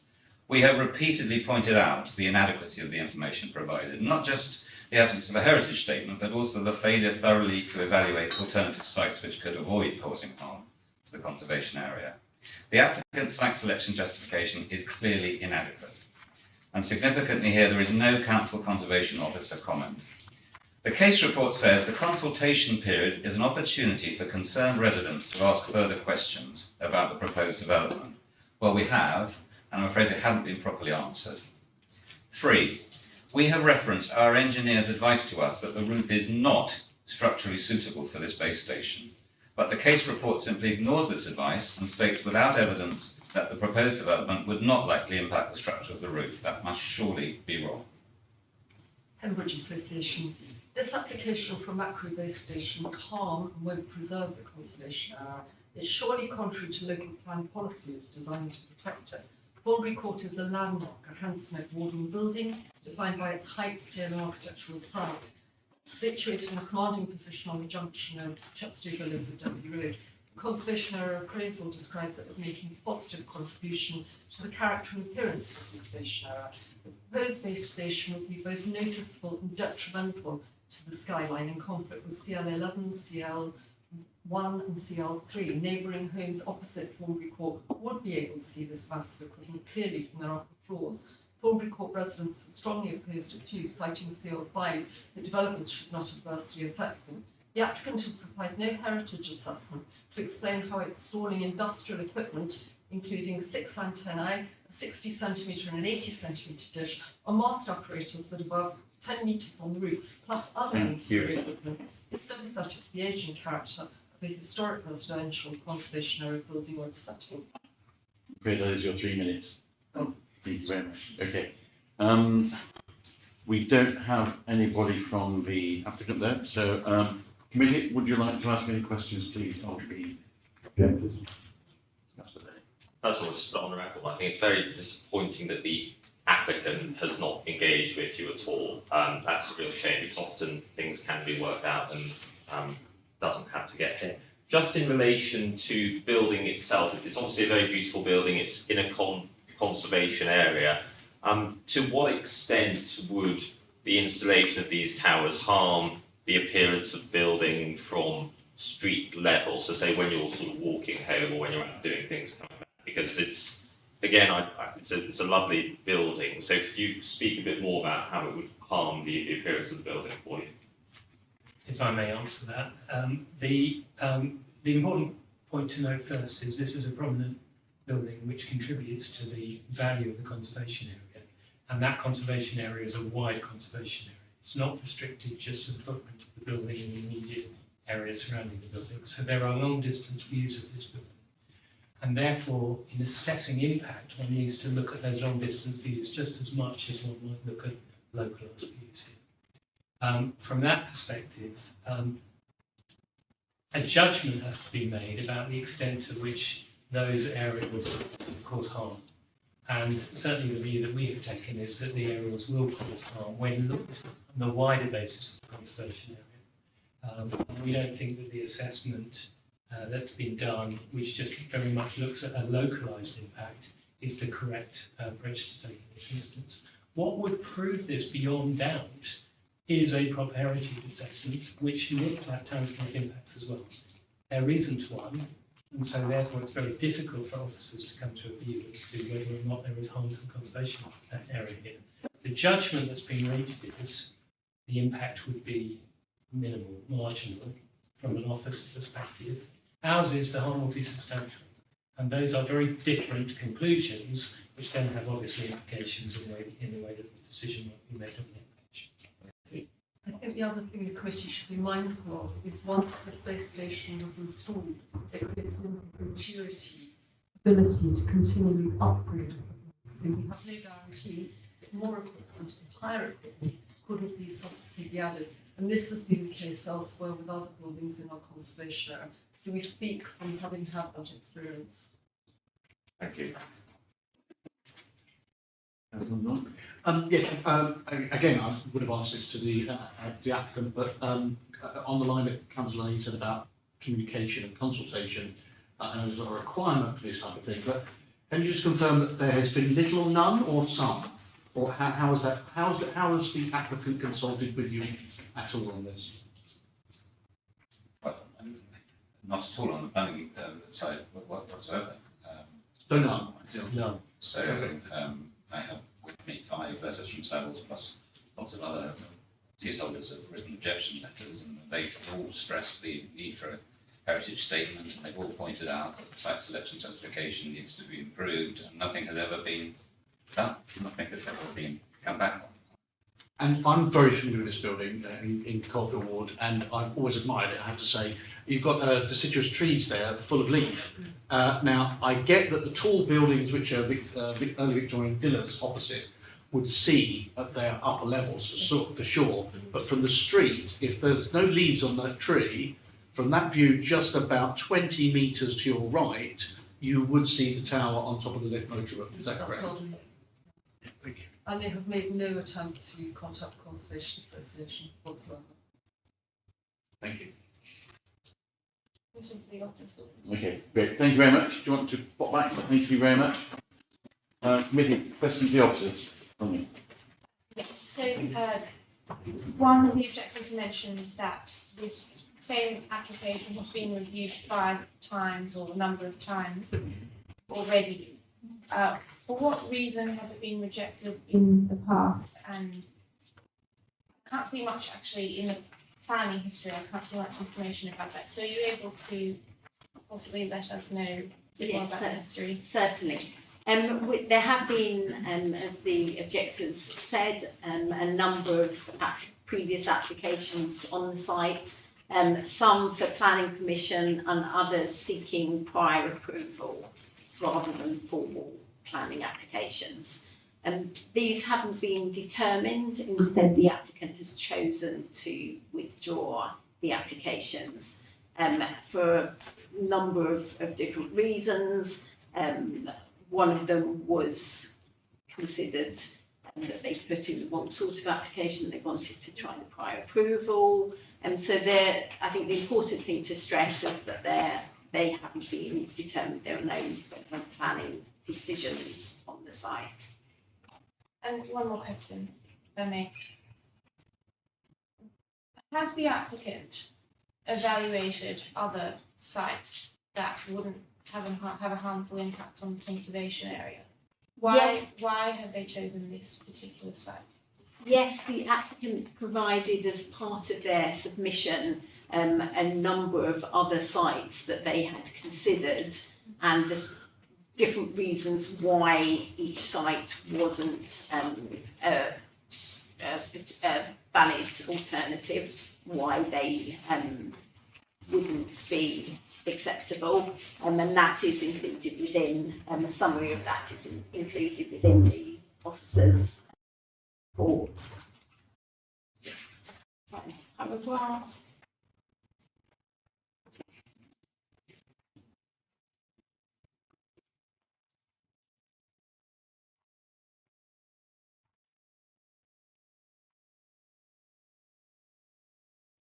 Yes, so paragraph 6.4. And the case officer did go through those himself and look carefully at whether that they had taken what he believed to be a reasonable stance. and he was satisfied that that exercise had been carried out sufficiently. Is that a consideration that we should take into consideration Yes. on this planning application? The advice telecommunications applications are slightly different in a sense to other applications. So the government advice is that as part of an application that the operator should go through this exercise of looking to see whether there are alternative locations available. And we are satisfied that they have done that. Just one question from me. We've heard from the objector some discussion of a heritage statement, specifically the lack thereof, and reference to the National Planning Policy Framework. What impact has that had on your decision-making process, the fact that no heritage statement has been included when we are in a conservation area and this is a building making a positive contribution to that conservation area? This is not a listed building, so it's not unusual not to have a specific heritage statement. I do think that agree that it would have been useful to have an analysis of views and where the telecommunications equipment would be visible from, so looking at longer views as well as those closer to the property. But nonetheless, the case officer has been able to obviously look from site and make a judgment about visibility of the equipment. Thank you. Thank you. Okay, we now need to come to a vote. Any comments quickly before we go straight to the I vote? just have one more question. Okay, If quickly. that's right, sorry. Please. So obviously, it says weight is given to the provision of 5G telecommunications that serve a wider benefit to residents. What is the view of officers in terms of the current? I don't know if this is necessarily material consideration, but if this proposal weren't to be accepted, what would be the impact in terms of 5G coverage for local residents? I don't know the details in terms of the implications of this not being granted permission. However, it's clear that the operators do see that there is a need for this site to provide adequate coverage in the area. So it's reasonable to assume that there will be implications if it is not granted permission. I should also just point out that, again, the planning guidance, national planning guidance, does encourage, it says it's reproduced in paragraph 1.2 of the report, that planning policies and decisions should support the expansion of electronic communications networks, including next generation mobile technologies such as 5G. So they are recognised as a public benefit to the wider public. And obviously, if members take the view that this causes harm to the conservation area, then you do need to take into the realms of that weighing up exercise and weighing up harm against public benefits. Thank you. That's a good place to end that discussion. So, if we look at the recommendation, it is recommended that the committee grant planning permission with conditions listed in section 9 of this report. Those in favour? Actually, I'm in favour on the basis of what we just said there. Those against? That is refused. So we now look at the grounds for which you're refusing it. Yes. I'd also just like to see greater justification for the choice of this as a specific location. And just to add, I think we can distinguish it between the Mansion Waterside House case. In that case, it was a slightly large replacement for an existing mast. I mean, my understanding is that this is almost a sort of entirely new mast, and its height is very significant. So again, it would be on the same grounds as mentioned by Councillor North and Councillor Zvedenyuk, but just to add to that point. that's really helpful. So in short, your concerns are the height, the size of this new mast or the new equipment on the roof, the impact on the wider conservation area and longer distance views, and the relevant policies we know and have included in the report. So that's clear. There was a mention just now about the alternative sites. We've seen sight of that, so we have information relating to alternative sites. So whether or not you include that in the one you vote for, or whether you just have that single reason for refusal, is up to members. So that would need to be a separate reason for refusal relating to alternative sites. And officers have seen sight of that information and assessed it, and we're confident that they've demonstrated enough to show us that this is the ideal site for them. You have concluded that regardless of the public benefit, that harm is too much to support. So that's clear, that reason. It's whether you have a second reason or not. For me, it would just be the first Okay, reason. so do you want to propose that, somebody please? Proposed. And seconded? Seconded, okay, in favour? Lovely, great. Thank you. So we are now going to move on to two other applications that, although they're separate, they are of a theme. So I'm just going to take a 5-minute comfort break, and then we'll come on and look at those. Okay, 5 minutes, please.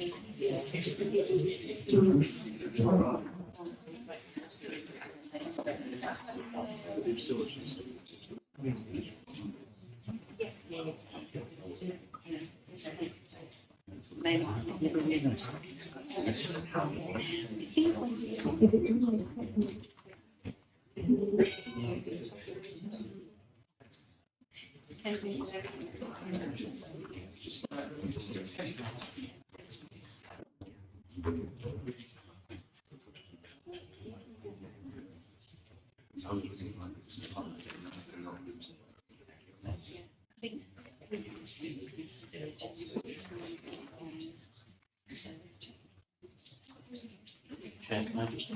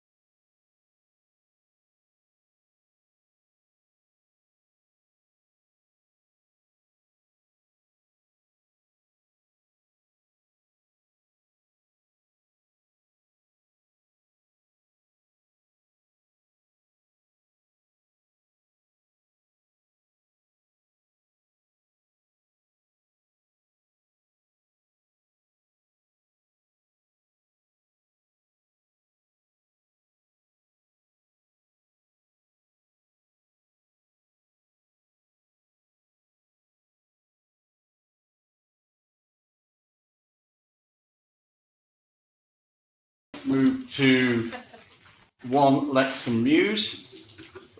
Who is going to present this? Yes, I am, Chairman. You.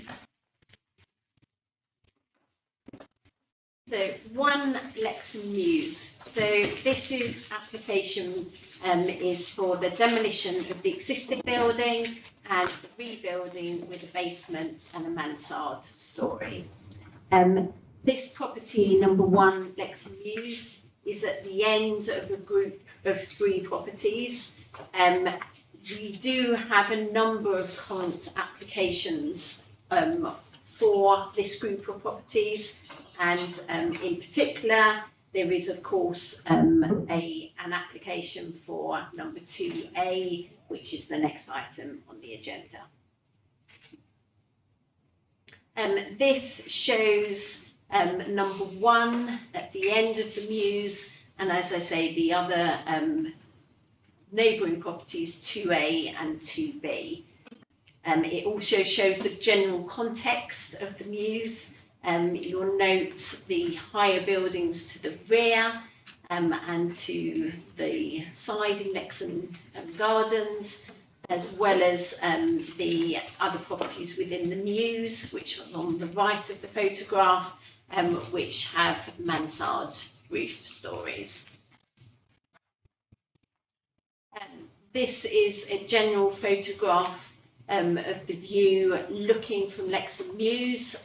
Number 1 is the property with the yellow arrow indicated there. It's a 2-storey house rendered to the front. It's adjacent to the arch to the mews, which has been recently refurbished. And then this is the view of the arch and of number 1 looking from Lexham Gardens. You'll note the TPO'd tree to the left of the building. And this is the view looking at the rear of the buildings and that car park area, and there is one of those spaces is reserved for number 1 Lexham Mews.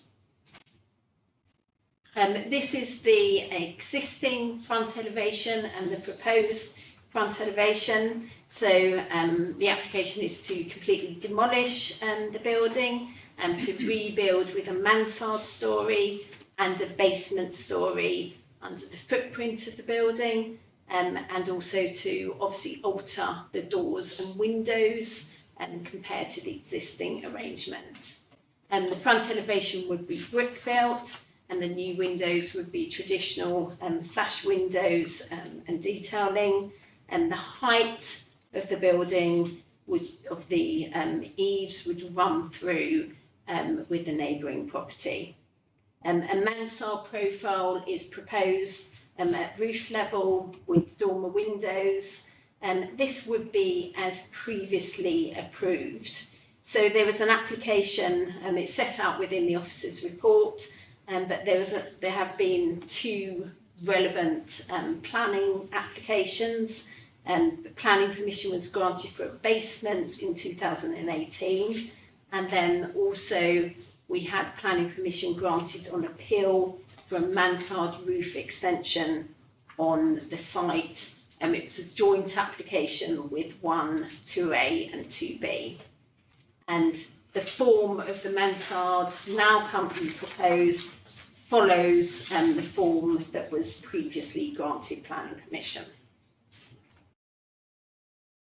This is the rear of the site, that existing brick wall, which we saw to the car park, where it is proposed to demolish and rebuild. It's proposed to include additional windows within that rear elevation. As I say, a basement is proposed, that would be under the footprint of the existing building. It would not extend beyond that. This is the ground floor plan. Just want to point out that in terms of the footprint of the ground floor, you'll note that the proposed new building is slightly smaller than the existing building. So some of that, the existing building actually becomes part of QA rather than number one. And here's the first floor. So the building would contain a bedroom at first floor level and then a second bedroom at second floor level, making a 2-storey house.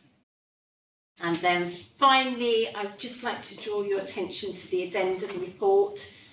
We have had some new drawings submitted, those drawings which were included within the addendum report. Those drawings did not propose substantial changes. They corrected some printing errors where the height of the building was not completely shown on the drawings. And there is also an additional condition proposed within the addendum report. It's recommended that the rear facade is to be brick rather than rendered.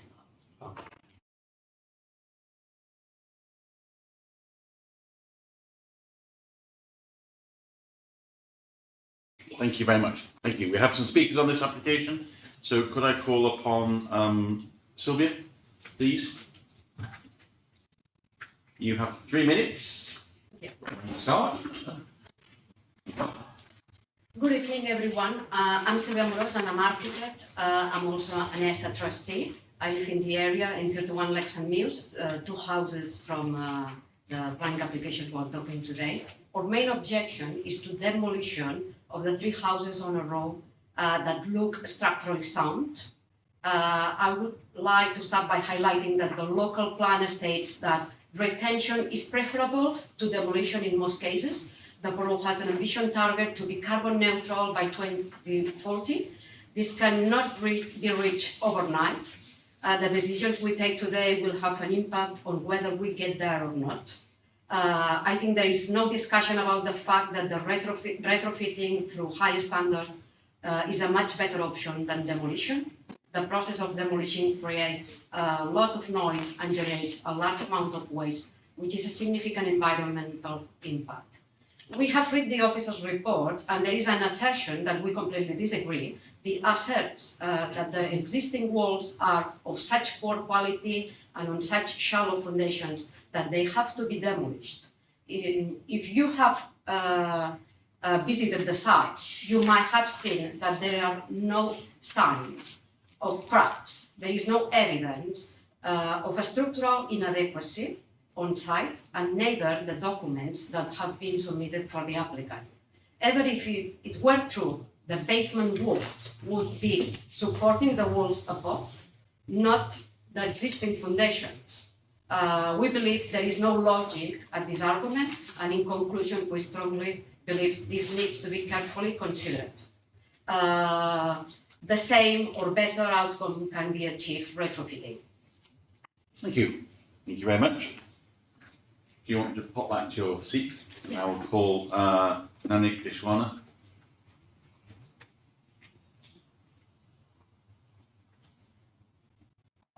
You have 3 minutes, sir.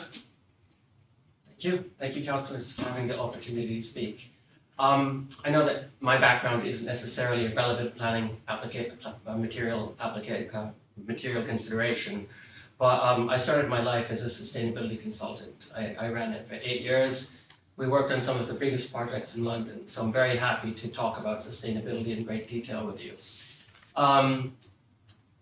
When you look at demolition, and that's going to be my focus of my presentation right now, you can look at a very shallow point of view. Okay, let's keep the building, but let's actually talk about what we're keeping here. We're demolishing, no matter what, the ground floor. Okay, that's going because we need to build it lower ground. No question. We're getting rid of the first floor because it's going to be a different level. We're getting rid of the roof because that is not supportive of it.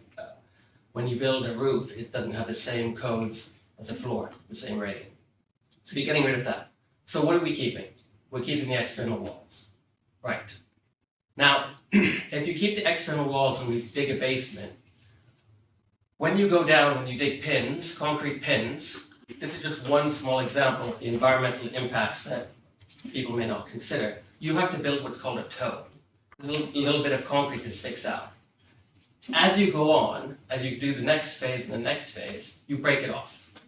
That on its own, I calculated, is going to be 1 ton of CO2.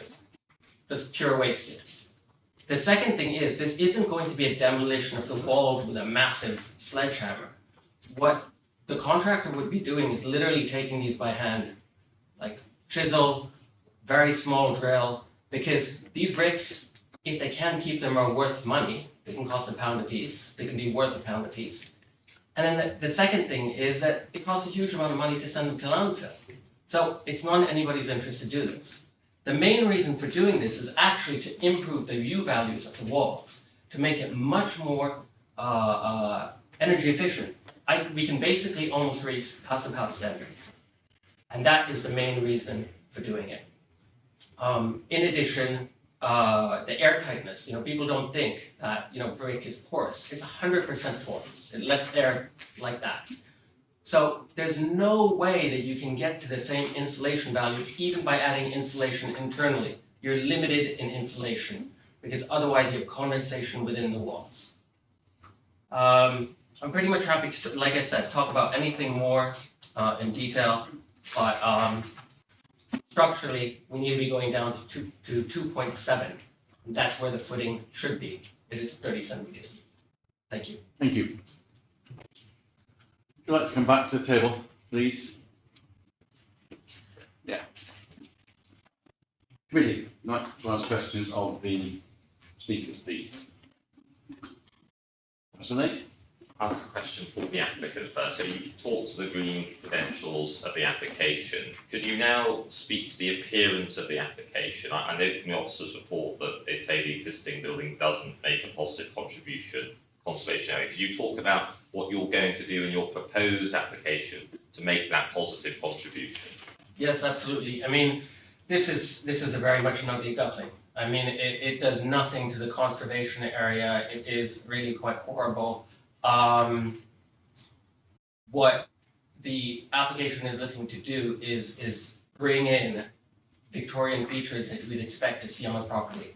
So, for example, well, we have to remember this is a mews house still, so it has to be modest. We can't go over the top. So if you look at other mews houses in Lexham Mews, you have arched brick lintels on the first floor. The ground floor tends to be a little bit more plain because originally they would have been garages or equivalent. So you're looking a little bit more at rectangular, horizontal and vertical lines there. The windows, as you can see, are all nicely lined up now, where before they weren't. We're reintroducing effectively a mock garage, but that again would have been very stereotypical of a mews house there. The bricks that are proposed are brick slips. So again, it's a period brick, literally a period brick, gets chopped and you get to like a thin, more or less like a tile that you end up sticking on. But from appearance point of view, you can't tell a difference. The windows would be sash windows, timber glazed, I believe we put in white painted. The mansard roof would be natural slate, and with lead-clad dormer windows, like cheeks, the whole length surround. So we think it'll be a massive improvement to this, and it's quite an important house because it's the entry to Lexham Mews. So it's quite important. I mean, it would be really nice that it has a nice beginning to the Mews, whereas currently it's, like I said, it's very much an ugly duckling. There's nothing there to keep. Thank you. That's a comprehensive answer. Thank you. Any other questions? Yes, a number of the objections concern traffic disruption.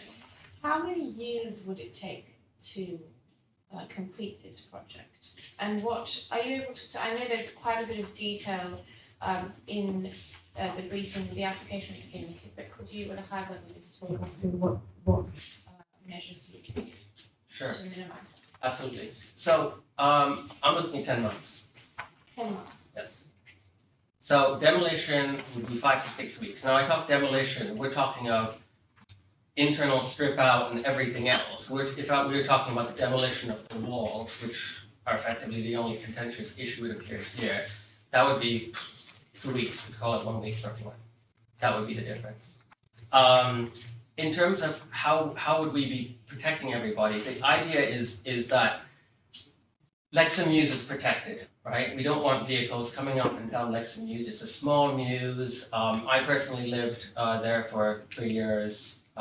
We, before it became one way, had the record for the busiest mews in the borough ever, of 1,400 vehicles. And now it's one way, the opposite of the rat run. It's much better. But I fully appreciate what it's like to be having vehicles roaring by you. So that's not my intention. We're very lucky that one Lexham Mews is actually on Lexham Market. So that is basically going to be where we're looking at having the waste leaving the property as well as new deliveries coming through there. That's going to be the key. To protect further, so obviously we have many requirements that the council has put in place. You've no doubt seen the numerous conditions, CTMP, CMS, dust prevention plan, the list goes on, which we've all agreed to. But we're looking at basically having hoarding at ground floor level, right? And that'll be helping to screen off dust and noise. We'll be complying with the noise requirements of the council. Like I said, demolition is really a bad word. It's really a deconstruction because it's really, you take it apart brick by brick. The way that we'd be building so fast is because of off-site construction. So what we're proposing is to use a light steel frame. It's and it would be manufactured off-site. Can I ask you to speed up, please, with your answer? Oh, sorry. So basically, it would be both a combination of while the basement is being dug, the external envelope would be built off-site and craned into position in a matter of days. Okay. Thank you. Any more questions? I noticed something that's come up as a concern is, and I'm familiar with this area, the arch and support for the arch, because it's just been restored, we're using NSIL money, and a lot of the objectors are worried about what might happen to the arch. Can you answer to what you are going to do to make sure that there's no damage to that arch? Again, it'd be in my best interest to keep that arch as beautiful as it is, because it will be a feature for any future resident. The initial indication we had from the structural engineer was that it was self-supporting, as all these arches are. That's what I was told. Again, there's a condition already in the proposed that no works are started before a suitable structural engineer's report is produced and signed off by the council. And the works can commence. But I mean, from my point of view, I mean, I guess that, you know, sort of standard stuff of protection via hoarding and other matters like that, no large machinery proximity, that type of thing, which we wouldn't want anyway. And you're going to have no vehicles going underneath that arch, it's too low. And no machinery. And just a quickie question, I noticed that there was a change to the application that there was no rendering to the car park side, which I think would be welcomed by most people, and you are using bricks, like they look like sand-faced flattened bricks to me, but you're going to be using the same bricks to match the building just to the right of that. If we had to do, if that were the condition, then of course we would match the whole thing and wrap around. Of course, it's all same. Yes, yeah. Okay, thank you very much. Thank you. Now, question. May I add a comment? Okay, so you won't ask a question, I'll allow you one short comment. Yes. Very short. Yeah, as I said, I'm from ESA, and we got funding, we secured NSIL funding in May 22 to develop a retrofitting and design guide to help landowners to envision how they could retrofit their houses using the last materials. And I just wanted to make the point that we are in favor of sustainability, and we really think that we can get the same. Thank you. Okay. Okay, thank you very much. Any questions to Sarah, please? Just a very quick one, just in relation to the summary of paragraph 1.2 about the existing building not making a positive contribution to conservation. Could you just briefly explain why you came to that conclusion, and will the proposed building make a positive contribution, or will it be neutral? Yes, existing building is considered to not make a positive contribution. due to its proportions and its materials. So it does not reflect the traditional character of a mews. The windows are alien in terms of their proportions. It's rendered rather than brickwork. So it's not a historic building.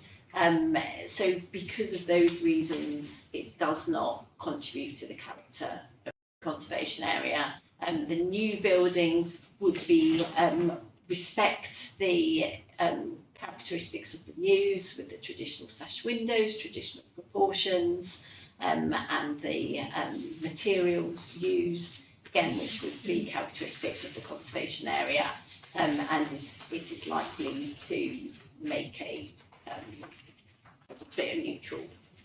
And just one very brief follow-up, if I may. If we were to condition that all the brick must be of the same type as the building, is that something we're able to do? There is already a condition recommended which asks for details of facing brickwork. So we do already have condition 18 recommending scaffold panels be constructed.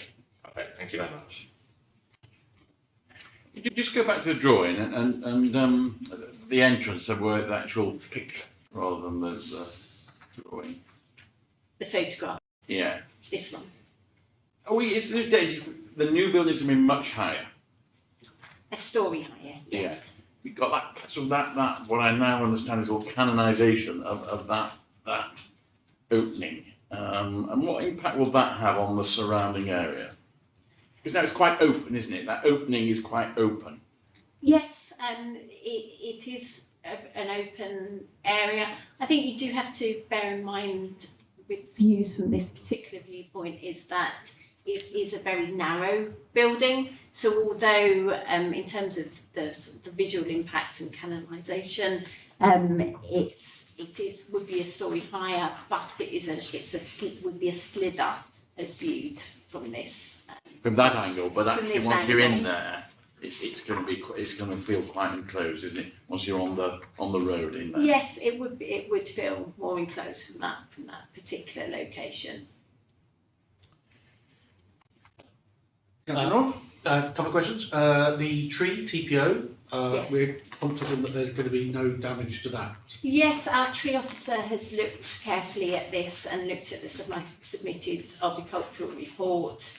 His expert view is that it's unlikely that because the basement is confined to the footprint of the existing building, his view is that it won't harm the tree.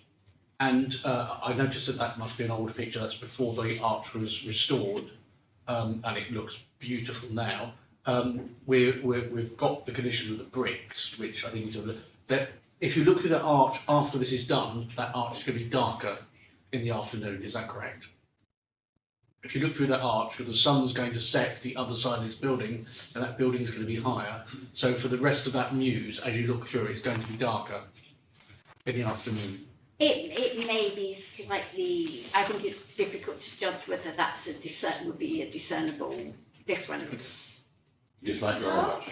Love the arch.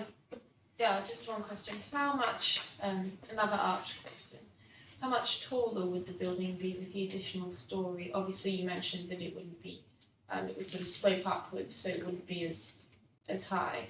How much would it be relative to the arch? Well, it would be an additional story higher, though I believe the stories are slightly lower than the existing. On this side, it would be slightly lower. Yes. Okay. Yeah, it's the same height as the appeal that was allowed. So the mansard that was allowed at appeal would be the same. Okay, so it's like the size of what a mansard would be. Yeah, it might be helpful to look at the elevation actually. Just Yes, I'm not sure. Yeah.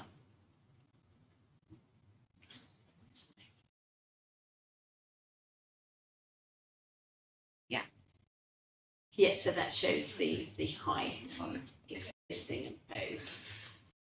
And obviously, Ms. Amoros made quite a bit of a point about the retention versus demolition. clearly that is an issue and we have a policy on that. Why did you come to the decision you did? We do have general policies, though, to obviously promote sustainable development, and we have our greening SPD. Those policies, we don't at the moment, we don't require for information to be submitted on energy efficiency and an actual measurement of the impact on these smaller scale developments. It's only on major applications that we would require a energy statement and so on. So we have to, I think the point was made that there's a need to weigh up the benefits which will be obtained from a more energy efficient building with the impact on the carbon impact of demolition. We don't have, because of the scale of this development, we don't have any facts or figures to provide information on that. It's too small a development. Okay. Any other questions? Okay, then we need to move to a vote on this. Any comments before we move to a vote? Just to very quickly say, I believe that the proposed building will make a more positive contribution to the conservation area than the existing, and I'm minded to approve on that reason. Okay, so the recommendation is, it is recommended that committee grant planning permission with conditions listed in section 9 of this report. All those in favour? Those against? Any abstentions? Thank you, that is granted. We now come to 2A, Lexham Mews.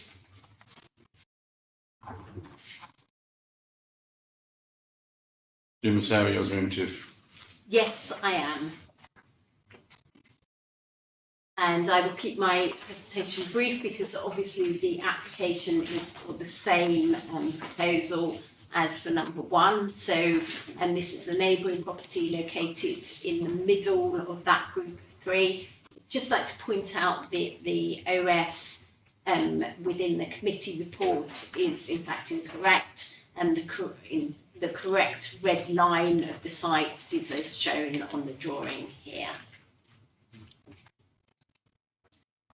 So again, the aerial view showing that property in the middle and the proposed existing and proposed elevations. So a similar treatment is proposed, demolition and then rebuilding with brick built, timber sash windows, traditionally detailing as before. And here we have the rear elevation, again a similar proposal to have that additional storey with the doors and windows within the brick wall. And this is the section which shows the increase in the height and also that basement which would be underneath the existing building. We have the footprints, the existing and proposed ground floor, and the existing first floor, proposed first floor, and the proposed second floor, that additional storey. And the result would be a 3-bedroom house. And this is just the view, which we saw before, and showing that mid-Mews house in context. And closer up one here, showing the existing detailing. And again, the photograph we saw before. I think that's all I need to say in terms of my presentation. As apart from just to point out the same points applying to the addendum report, the corrected drawings and the additional condition related to the rear wall in brick. We have speakers on this, so would the objectors please, Bianca Chopra, Alison Doran and Philip Amoros, please join us at the table.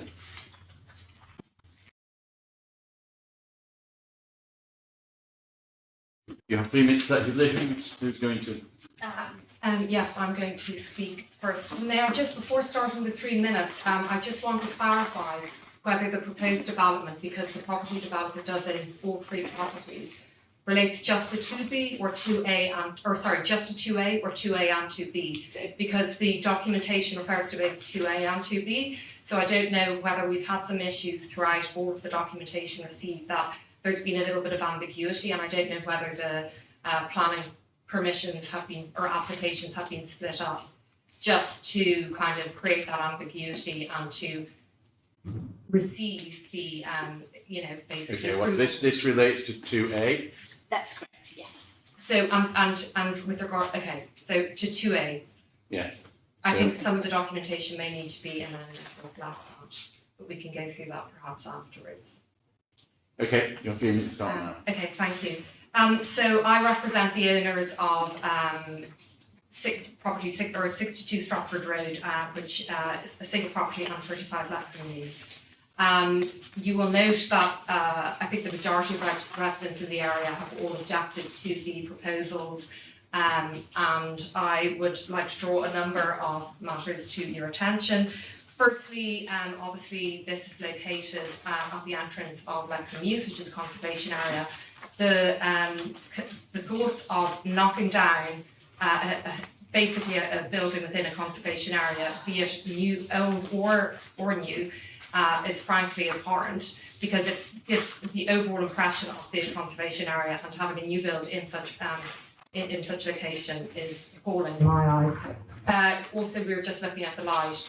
Having a massive additional story to this area will cause a significant impact on the light within the whole Mews, because this obviously will extend the whole way up. And obviously, when you have three properties adjoined, this will cause a significant impact on the light. Firstly, my first point is relating to the obviously conservation area and the significance of the council taking into account the character and appearance, which obviously should be obviously preserved. We note that even though the property isn't as old as some of the Mews properties, it still is a Mews property with a historic footprint, and therefore could be retained and not just demolished by a property developer. The residents all are in favour of keeping these properties in place, as you would expect, given the location at the entrance of a conservation area. Secondly, the demolition of the properties will cause significant structural issues to the adjoining properties. You will, where 35 Lexham Mews has already, it's been flagged within the reports that there are already structural issues to 33 to 35 Lexham Mews. So any proposed demolition, excavation works for a basement, I don't know whether they're going to have pickaxes, but I would imagine there's going to be some kind of heavy machinery in order to dig down to a basement level. Coupled with the impact that it will have on the adjoining properties, and not only that, St. Philip's Church, which is a significant historic property within the area, which will also, which adjoins our property and will cause significant issues to the conservation area and historic properties within that. So there are a number of points which I will probably go back to, but I just want to run through our key concerns. So, You've got 2 seconds. oh gosh, okay, well, also living conditions in respect of the light, which will be massively affected. Dust, they refer to the fact that they had carried out a dust report, they haven't. Noise and vibrations, vermin as well. Also the traffic, which has been highlighted by all of the residents, but the key thing to point out here are they refer to the fact that they want to have a carbon neutral property. If they were so concerned about the environmental impact of the properties, why are they having blatant disregard for the trees, which frankly are affected by dust on the leaves? I don't know whether they're familiar with the environmental impacts.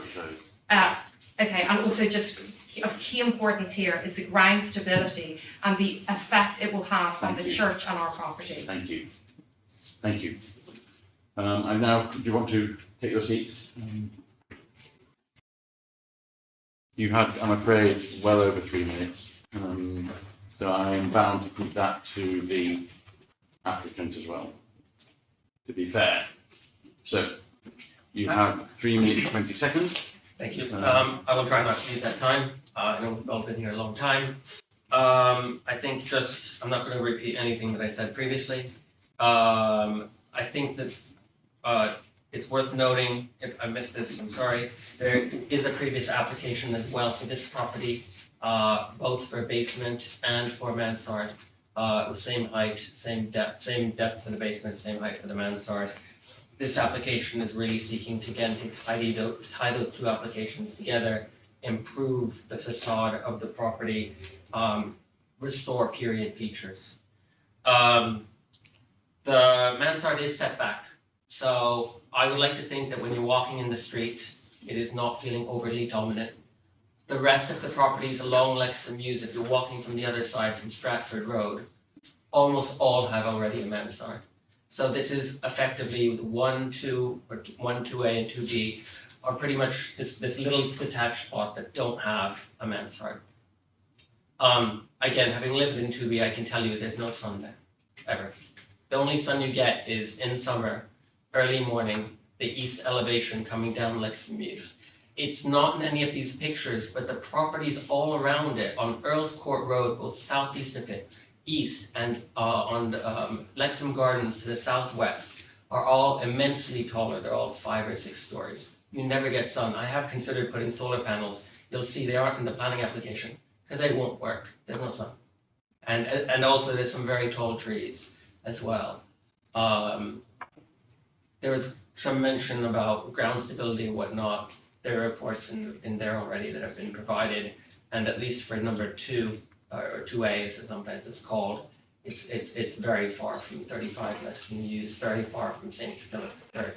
I don't have the distances to hand, but they are in the reports. Thank you. Thank you. Do you want to come back to the table, please, and take questions?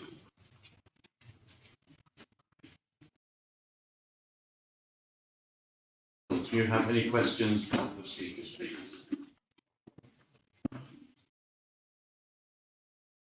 Any questions?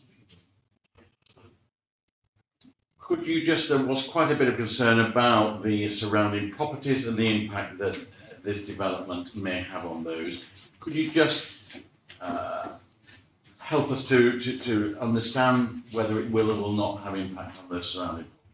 Obviously, a very historic area, lots of historic buildings. Yeah. And you're planning a lot of work. Yeah. So the application site is with the blue arrow. We are talking at least 8 meters. 8 meters till the passageway, a further good meter until 35 Lexham Mews. That will be the closest property.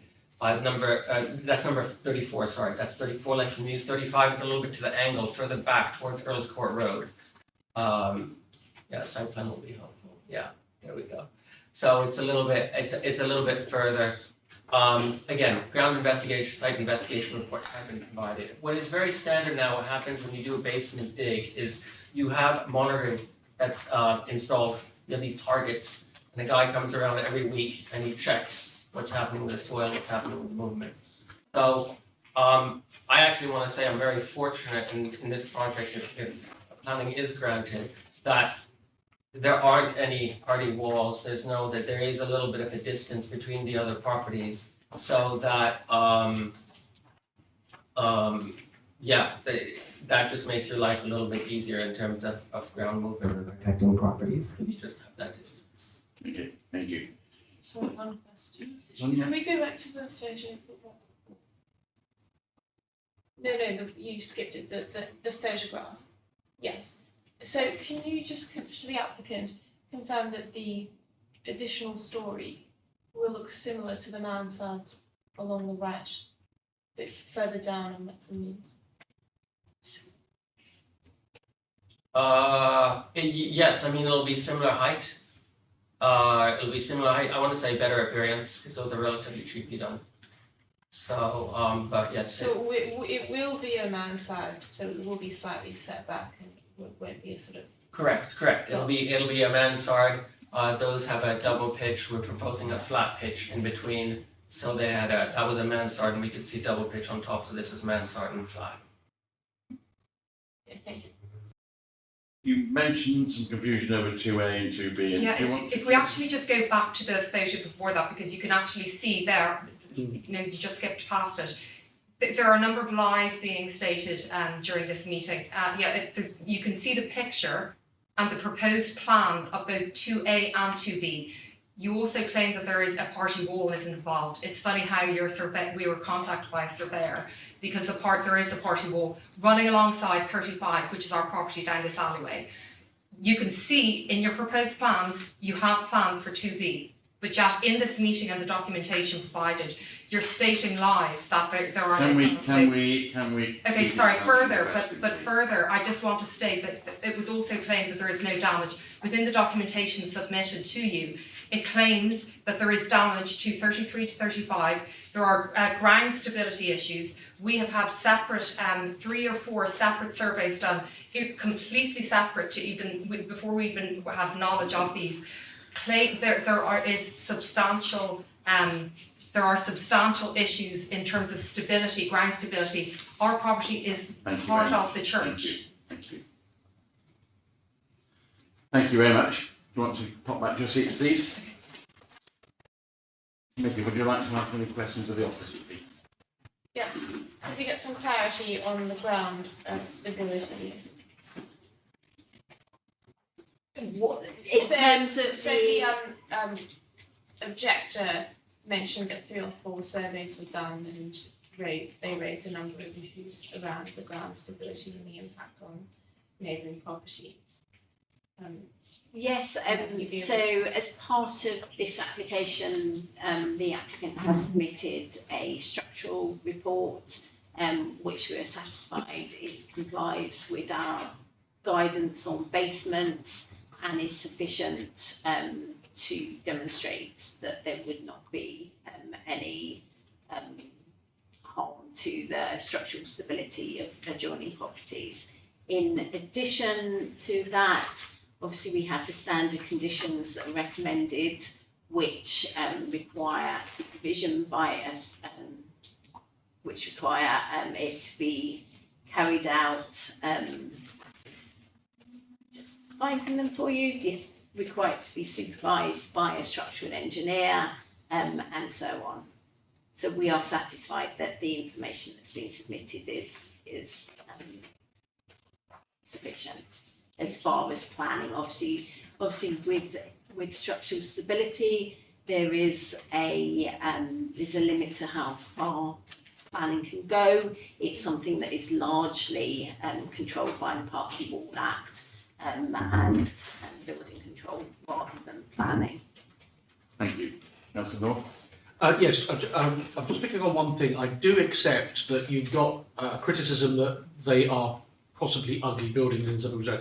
Are we sure that these are original Muse properties? They've just been rendered over time because they're brick at the base. Do we know that from our? We don't know that. We haven't had information submitted on the history of the properties, so we have made an assessment from their visual appearance. Because they are, logically with these Muse houses, they were much lower than the main houses that they were originally to serve. And is there any relevance in the piece of land at the back where there's proposed to be the parking space? Is there any relevance that to the building of this? Not that I'm aware of, but I'm not familiar with the historic development of this particular. Thank you. Could you possibly talk a little bit about the link with 2B, and that's sort of unclear in here of what's happening there? Yes, so we do have a separate application which has been submitted for a similar proposal for 2B, which isn't under consideration tonight, and that's listed in paragraph 4.5 of the committee report. So this application is for 2B. In terms of the drawings and the contention that the drawings include some of 2B, it is shown on the existing drawings, which may be where that confusion has arisen from. You can see there the existing drawing does show 2B. However, the proposed is of 2A. So as far as I'm aware, this application, I haven't seen any discrepancy that suggests that includes part of 2B. It's a question of to be or not to be. Sorry. Move on, thank you. Should those two applications not be considered together? They are separate. Each one of these Or at the same properties time, at least? are separate applications. So they stand, they've been submitted as separate applications, therefore they have to be considered and determined separately. The applicant has actually appealed against the council's non-determination of the application for 2B. So that there were some various reasons why this wasn't considered tonight. It had different issues because it's located at the end of the group of properties, and so that is not on the agenda for tonight. Just to clarify on the history, the applications at 2B, there are some non-determination appeals, which Sarah is absolutely right on. There is one application that is still live and could come back to a committee for 2B, which I believe is for a mansard, a basement and demolition like this. There's no formal recommendation at this stage, but that is a live planning application that could come before members depending on the outcome. So just to clarify, because there's a lot of history there.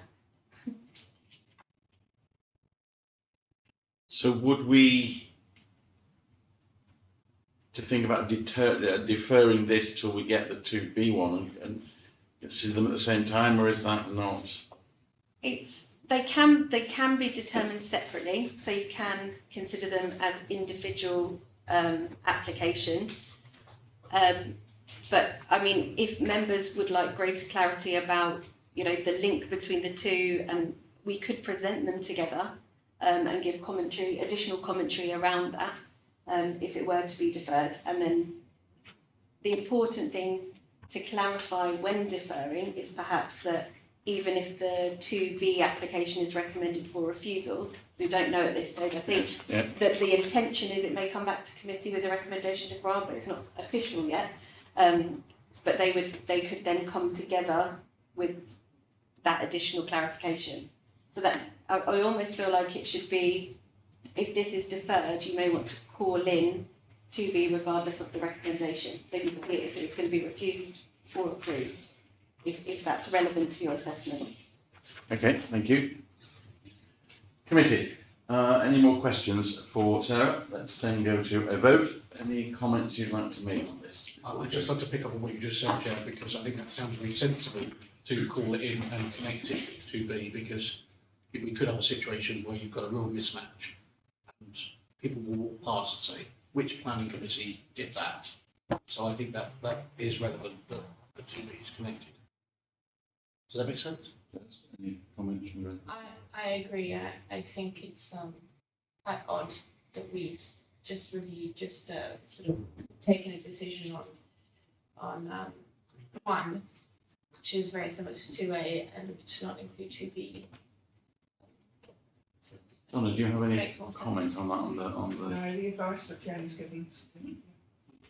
Yeah, and you've made the decision on one which isn't, I would say they are a different style of property one, so as an individual building it's kind of easier for you to consider. These two, it would be a case of when you come to at that meeting to determine it, it would just be having the full facts in front of you to determine both. And we can clarify around the reports and clarify on the width as well, which was raised by. I think there are so many concerns about these properties. I'd like to think that we look at them together. So what's the mechanism for doing that, please, Fiona? So We put this to the vote. put it to the vote, and then it would be not granted, and then you'd vote, do a vote on whether it's deferred. Okay. So it's recommended that the committee grant planning permission with the conditions listed in section 9 of this report. Those in favour? Those against? Oh, it wouldn't be against though, would it? Because they're deferring. So okay. Those in favour of deferring. Those in favour of deferring then? And then it deferred with additional information about how 2B and 2A relate, and for 2B to come back to this committee for a decision. Yeah. Really happy with that? Yes. And do you need anything further proposals for us on that? No, it's been deferred, so no formal decision has been made. Okay, thank you. We now go to flat 11, Lincoln House.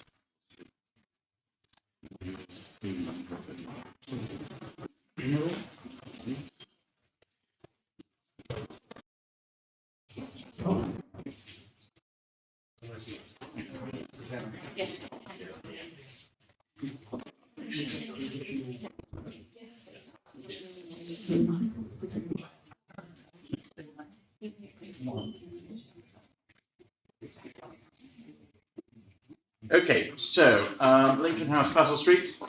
Who have we all got our papers on that? Yes. Who's going to present it? Emma.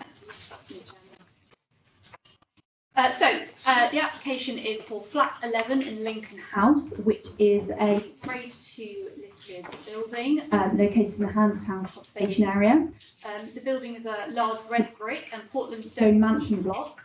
The building was constructed in 1915 to 1916 and was subdivided in 1947 following bomb damage between 1944 and 1945. The proposal is seeking internal works only, which include the demolition of partitions, new floor plan layout, removal of arches, provision of 2 double door openings, replacement of cornices, fireplace and flooring, and the installation of a deep heat interface unit.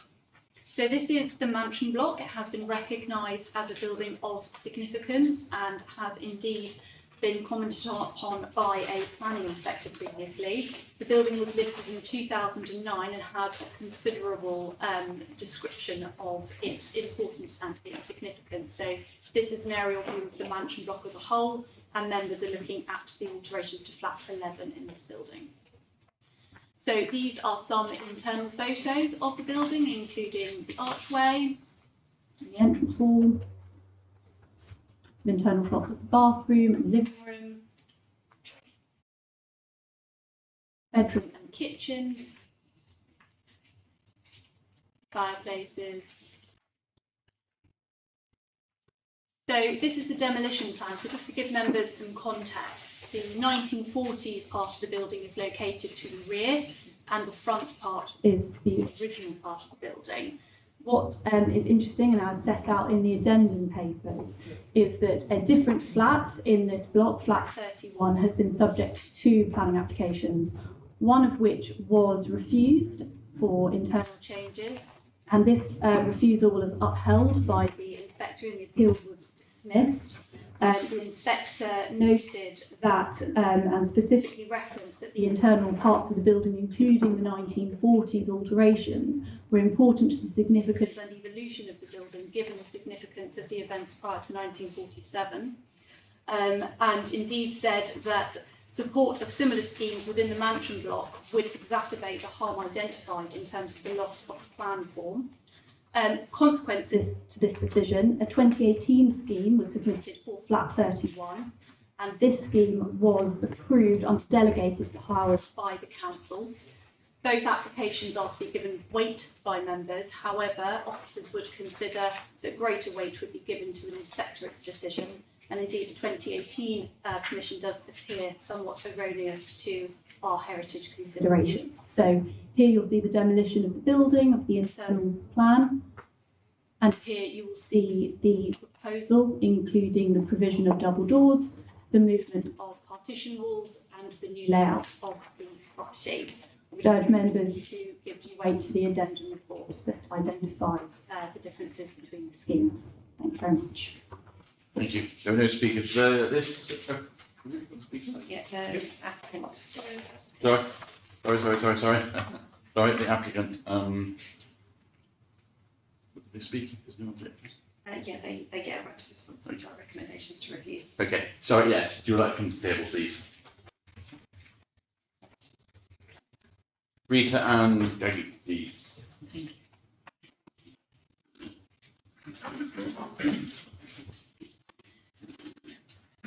Sorry. Dear councillors, I stand before you today to address the unfair refusal of our planning application. In September of last year, my family and I purchased the only one rejected solely for internal alterations in 14 years since the building was listed. The ones that were rejected either related to amalgamation of flats or double glazing.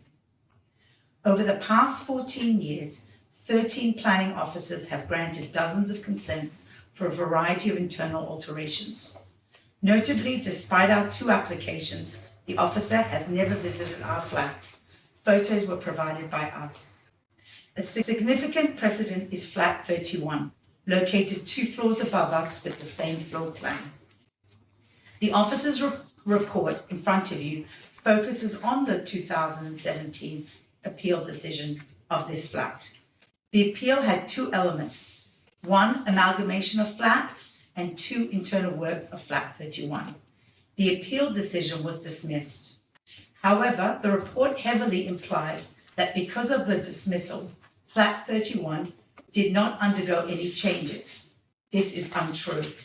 The report fails to mention that the council approved the alteration element of the application in 2018, 1 year after the dismissal, and done so by the head of South area, Katie Hurl. We don't understand this double standard. How is it that the proposal for flat 31 was deemed to preserve the architectural and historical interest when it was granted in 2018, while our proposal is now considered to cause harm? Especially because our proposal, and I quote, are largely the same as those at flat 31.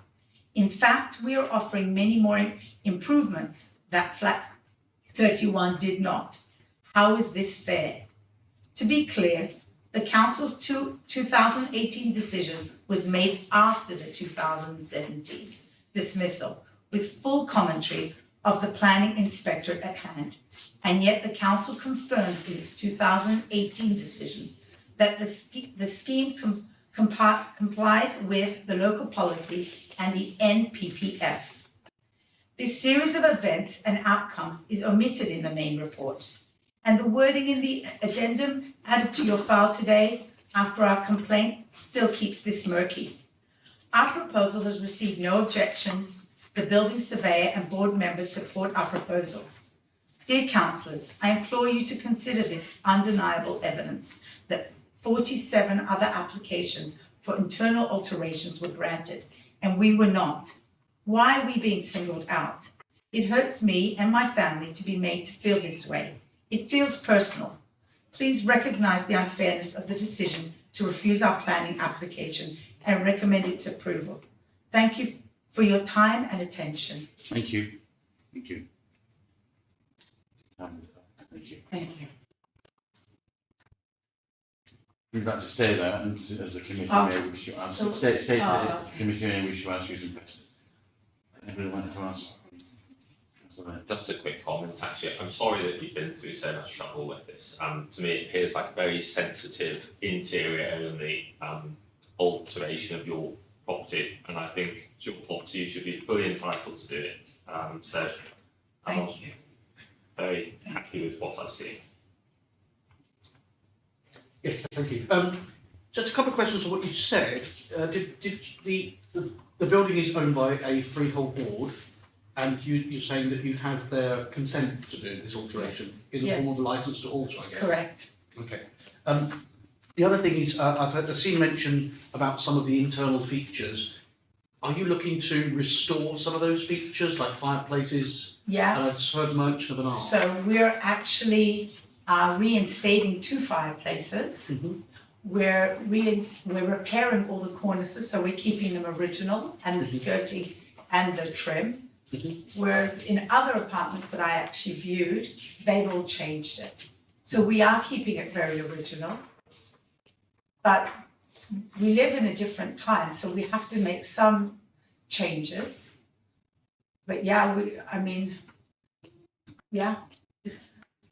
Look, I think hopefully it's clear that the openings that we've suggested are prevalent in the building. They are consistent with what was consented with with flat 31. not just flat 31. I mean, if you look up and down this building, there are a whole bunch of flats that have the same openings, right? They've got double doors. In fact, responding to the officer's comments from the first application, we now included in the second application doors between the two front rooms. Many of the flats that have that opening do not have doors, or in fact, it's open plan, right? So we're trying to be the fireplaces that we suggest that we're going to put in place are period sensitive fireplaces. They're not this contemporary little rectangle 3D glass. So we're going out about, I mean, we love the building, we fell in love with the exterior of the building, and we're trying to do everything possible to do a quality, classy job so that we can actually be proud of this. We're not developers, this is ours, right? We're trying to have a beautiful product that we can hold on to this until we retire and do what not with it. But this is not a quick flip job, it's just a quality job. Thank you. Thank you. Okay, thank you very much. I want to pop back to places. Would you like to ask questions now of the officer, Emma, please? Just one quick question. We heard from the applicants about other properties in the building that had interiors altered and hadn't run into any concerns, and they had planning permission. What, in your view, what is the key difference between this property and all of those others that were allowed to make those interior alterations? Well, I mean, as members will be aware, legally and lawfully, the interiors of listed buildings are protected by legislation as much as the exterior, and they contribute to the overall significance of that building, including its evolution, as mentioned previously in committee. So the interiors are important in terms of the social context that they demonstrate for the time, amongst a number of other issues, including the loss of historic original fabric, which would be seen to be lost in this application. I can't reference all of the different buildings in the individual applications because obviously listed building consents are complex and they have to be considered and balanced. So those alterations could have included benefits. I can't honestly, hand on heart, talk through every single one of those proposals.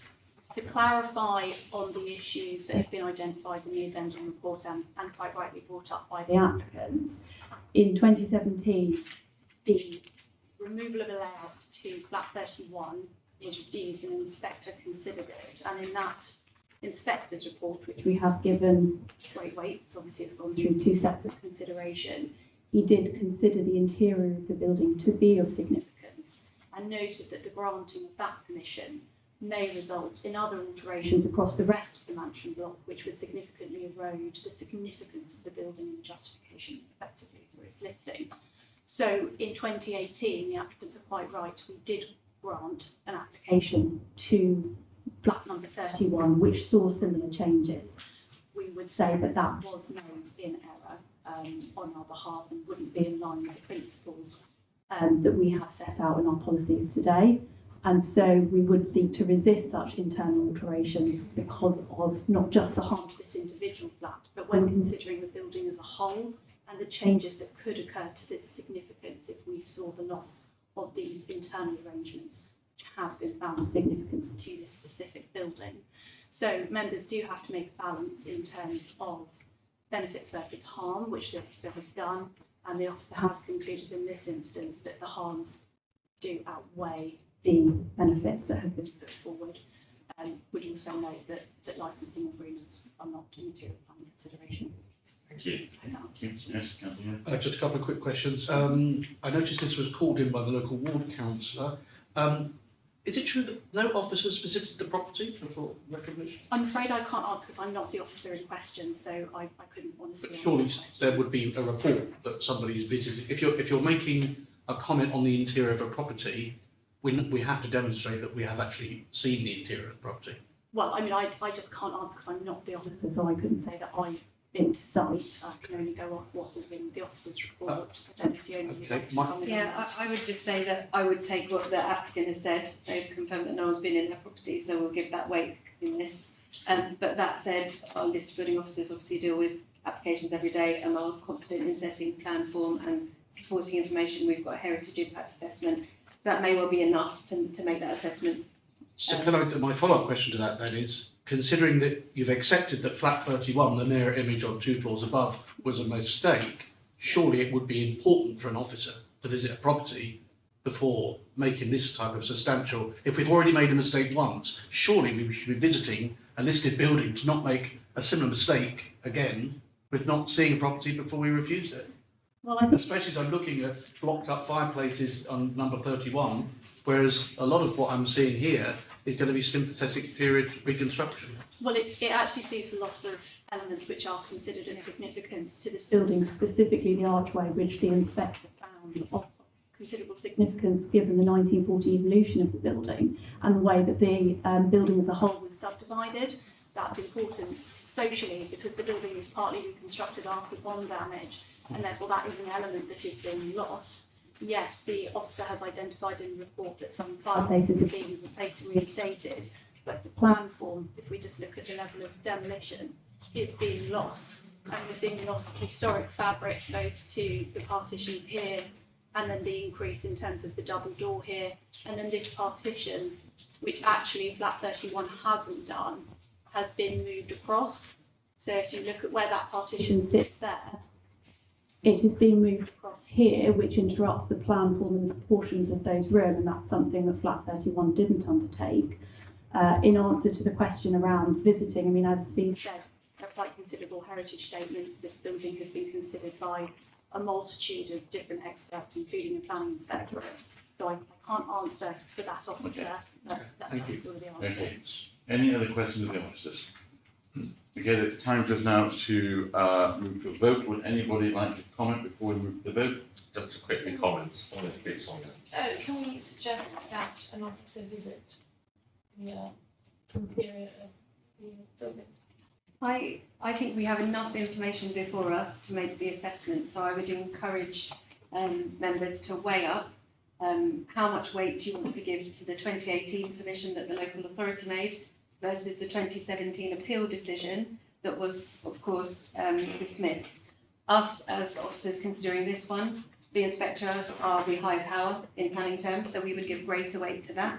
We have enough information. I mean, when checking and considering these reports, we can see what's going in relation to that. So I think it'd be sensible for members to come to a decision on that. I don't think a site visit is going to change because change the outcome, because the reason for refusal is so clearly relating to plan form. That's a key part of it. I'm sorry, you have had a chance to speak. Just to briefly say, I think this application is sensitive in the way it deals with this listed building, and the alteration specifically in terms of retaining the fireplaces are very welcome. I think it's all very well saying that number 31 was a mistake, but considering that was granted and considering, to my mind, this is altering the interior less, I'm minded to grant listed building consent for this property. Okay, well, let's then move to a vote. It's recommended the committee refuse listed building consent for the following summarised reasons. I don't need to read them there. So those in favour of that recommendation to refuse, please raise your hands. Those against that? So that is... So you can propose to grant and suggest conditions. Emma may be able to assist with that, or necessarily anything specific. So if members were minded to grant consent, some recommended conditions would be the usual listed building consent time limit, which is 3 years in accordance with statutory provisions, compliance with approved plans condition, potentially the submission of some details to ensure that the additions that are put back sensitively, so elevational and sectional details and proposed floor build-ups, a condition to ensure that works match retained fabric, retention of fabric where possible, demolition and protection of interior and partition, so perhaps members would like to delegate that to officers to write up in full. And those would be the standard you would put in if you were recommending? If we were recommending approval, yes, just details to be provided so that we can be assured that the changes are being made sensitively, and some of those are just security, so that it doesn't go too far in terms of loss of fabric, etc. I think that's a sensible. So do you need that? Proposed and seconded. Can someone propose that, please? Proposed. Somebody second it? Favour, agreed. Thank you.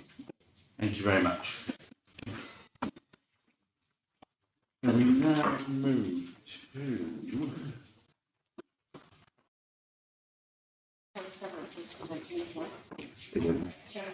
Treadgold House.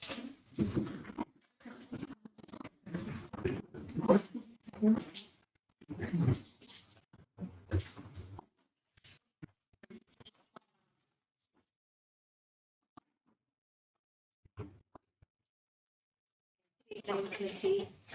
This application is the council's own application for works to Treadgold House. You can see here in the image, the building, Treadgold House, it comprises 2 blocks, 5 stories, and a car park behind. The site's bounded by Grenfell Road to the west, Bromwell Road to the south, and then Kensington Leisure Centre here to the east.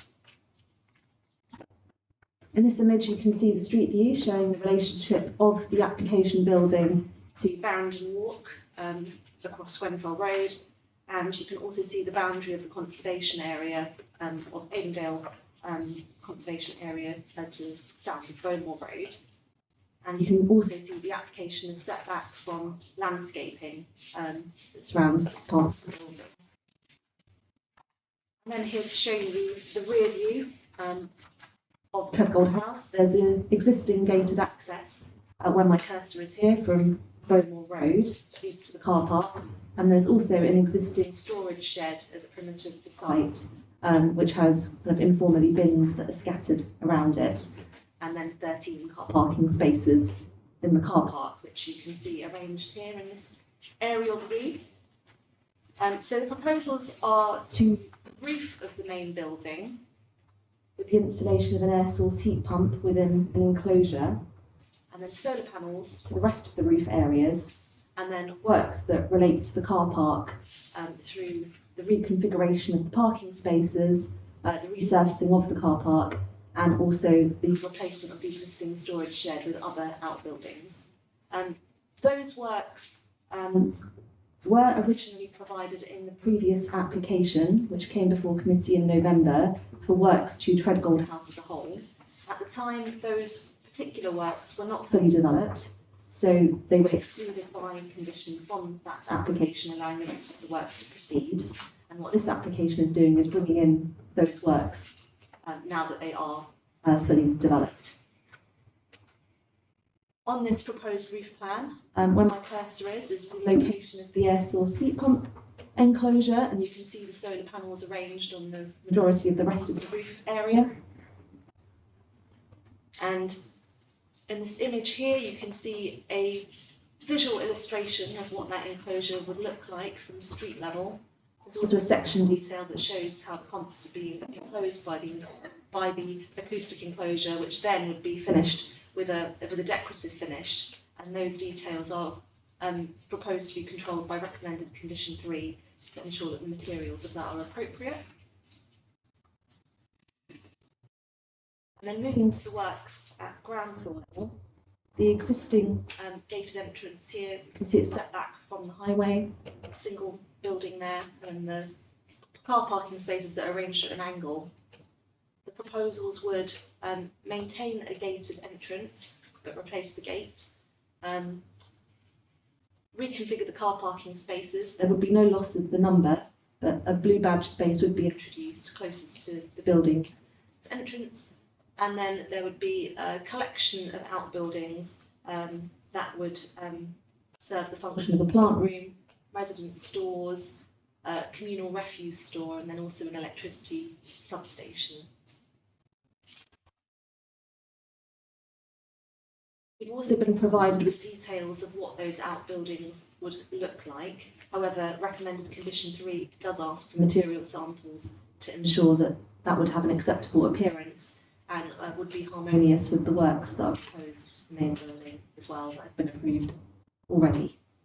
So, subject to the conditions that you can see listed in the report, the proposals would result in a renewable energy source for the residents to use, and through the careful selection of appropriate materials would ensure that conservation area setting would be preserved, the setting of the Lancaster West Estate as a whole also, and conditions would also control the impact of noise and vibration from that will otherwise be caused from the units, and conditions that also address issues of flood risk from drainage and any identified risks of land contamination. So I'll leave my presentation there.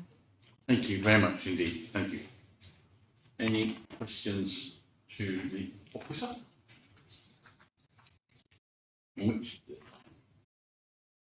No. I saw a head nod forward then. In that case, then let's just go to a vote. It is recommended that the committee grant planning permission with the conditions listed in section 8 of this report. All those in favour? Granted. Can we move on then to Kensington Aldridge Academy, the final application before us tonight?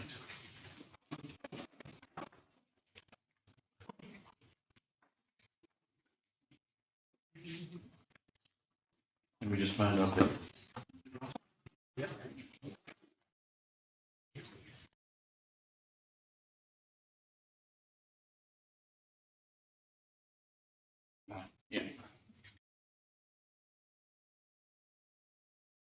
Thank you.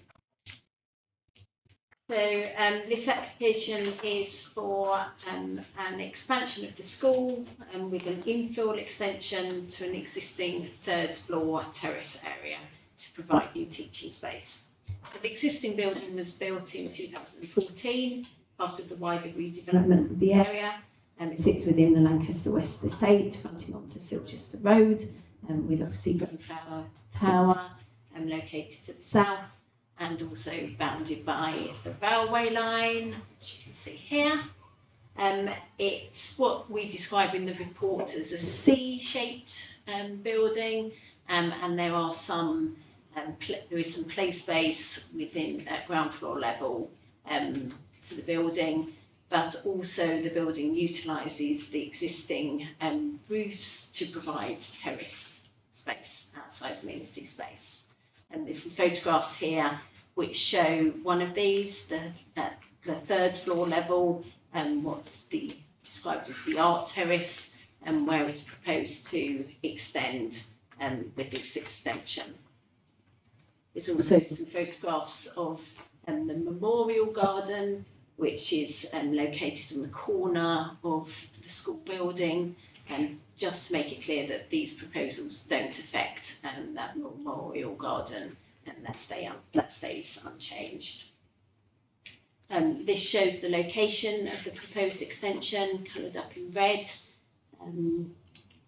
and then here we have the existing and the proposed elevations. The existing school has a very characteristic design with these blue and green glazed panels, and the proposal is that the proposed extension would continue the existing curtain walling, and it would have aluminium panels at the top along here, and then glazed panels beneath, and would follow the pattern of the design elsewhere within the building. And this is a floor plan which just shows the layout of the teaching rooms, and it would be set back from the edge of the terrace. So this area at the end, as I say, would remain as a terrace, and the existing memorial garden would remain. And this is the section through, showing the profile. You'll see there it will be set back slightly from the main front facade. And then a long section through, again showing that setback from the terrace at the rear, at the side here. We have some visuals as well to illustrate the location of the extension. And you'll also note that in green at the top of the slide here, there is a terrace. Permission was granted for a new covered terraced area, and that's a separate planning permission, but it means that the space that will be lost as a result of this application is compensated for by that. And then just finally a couple of visuals to just give you an idea of what what it would look like once completed. Thank you. Thank you very much. Committee, any questions?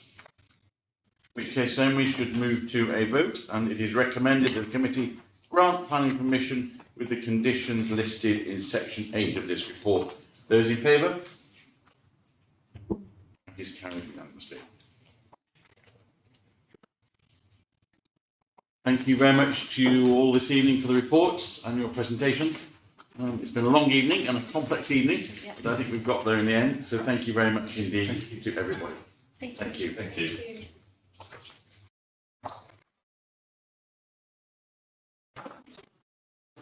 Sure. Thank you.